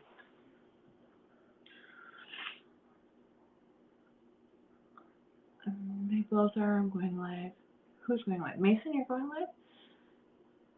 Can we talk about women's anatomy of arousal? Of course, by Sherry. Oh, great book. I don't have that book, but yes, we can actually. Let me get it. I split it up to see if she could read it. I split it up to see if she could read it. Who could read it, Boo? Me or I don't know. Mason? I could on Insta. Wait. Are you going live on Insta right now, or what are you doing? Be more detailed. No, honey, I'm not drunk. I know just because we're drinking, people think we're drunk. We're not drunk. You'll definitely know. I am. I'm not gonna lie. Are you drunk? I am. Oh, okay. I'm tiny. I'm You little. are tiny. Like, She is. I'm little. Oh, she's not going anywhere. No, I'm not. She's not going anywhere.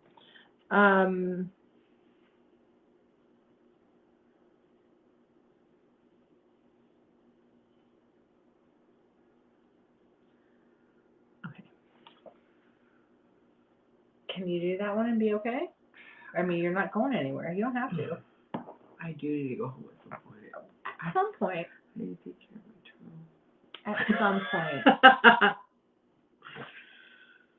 Yeah, you can stay here for a while. Yeah, She's staying here I am. for a while. I'll be here for a while. And then there's food. So we're going to have food. Ooh, I do have food. But you're still not going anywhere for a while. Okay. Oh. And this would be our St. Patty's Day before St. Patty's Day. Because, hey, That's what we do. this is the live today. So, okay.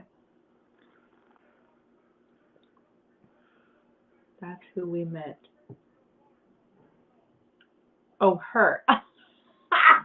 Wait, what? Becky, the fact that you know, that's hilarious. I love you. She knew that you were drunk and I was. Of course you know that I am and you're not. Like, Well, like I said, when you meet them, you're gonna love them. They're your people. hell yeah. Yeah. Okay. So, oh yeah, there's a thing right there. But it's like, yeah, it's easy to know that I'm intoxicated and you're not. Like, but you can also tell. But I'm still like twice her size. I'm little. Even though like I've lost. You've lost some weight. Oh. Like, you really have. And you look great. You're welcome. But I'm still little. You're like, always gonna be. I'm always small gonna in be- comparison. You always will be. I might need to have to drink yours. I don't think you should drink yours. I probably shouldn't. No, don't. No, I won't. You're fine. Okay. No. Yeah, I'm good. Yeah, you're good.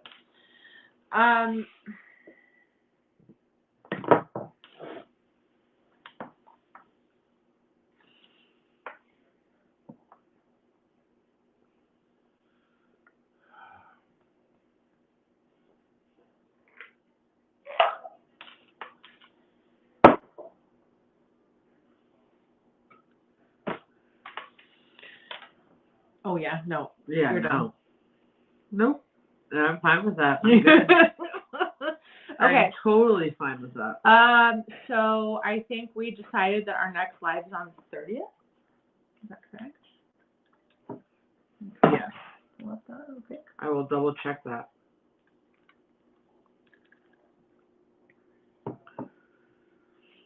Yes, Yeah. the 30th.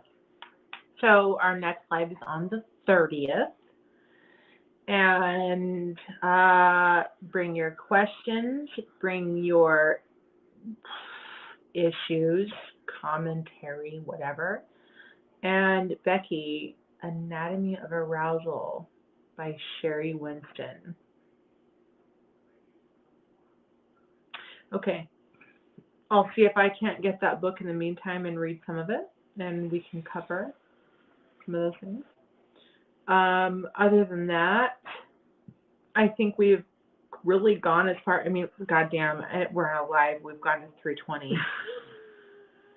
Each one of these is kind of go a little bit further, which is cool. Like, I enjoy it, and I'm glad I do because of the interaction and the questions and all of that. So again, I want to thank everybody who comes in, engages, asks, answers. I appreciate you more than you even realize. Yeah, more than you know. Yeah. Even if, again, like I've said before, like, even if this YouTube and this stuff never goes anywhere, this is still so much fun for us. One, we get time together, and it gives so much bonding for me and her, but it also allows you to be yourself and not be afraid to ask questions that you want to know. So very cool. Thank you so much. Yeah, thank you guys. We really appreciate it. Yeah. We love having you guys here. Your interaction means quite a bit. So thank you so much. Oh yes. That it really does. It's been cool. Colby. Boo. Love you, honey. So these are, you know, I do have people who are on here. John, if you go through the questions. Oh, wow. John Welch is my cousin. Love him very much and really appreciate his interaction and his questions. And then I have people like Becky and Colby who are really good friends of mine, and they show their support. That really just does mean the world to me. So I love you. Mason, and that doesn't take away from anybody else. Thank you all. I appreciate you so much. So we are the 30th of this month. Yep, the 30th. And it'll be 5:30, probably 5:30, I think. That's been a good time for everybody. So we'll do 5:30, and bring your questions, bring your concerns, bring whatever. It can be sex, relationships, issues, personal trauma. It doesn't matter. You could talk about Boba Fett. I don't give a fuck. Whatever you guys got. Bring it. Let's have some fun. Let's have some serious talk. Let's get it, right? So I love you all. I appreciate you all. Thank you so much for being here. And I will see you live in 2 weeks. Bye, you guys. We love you. Thank you so much. So much.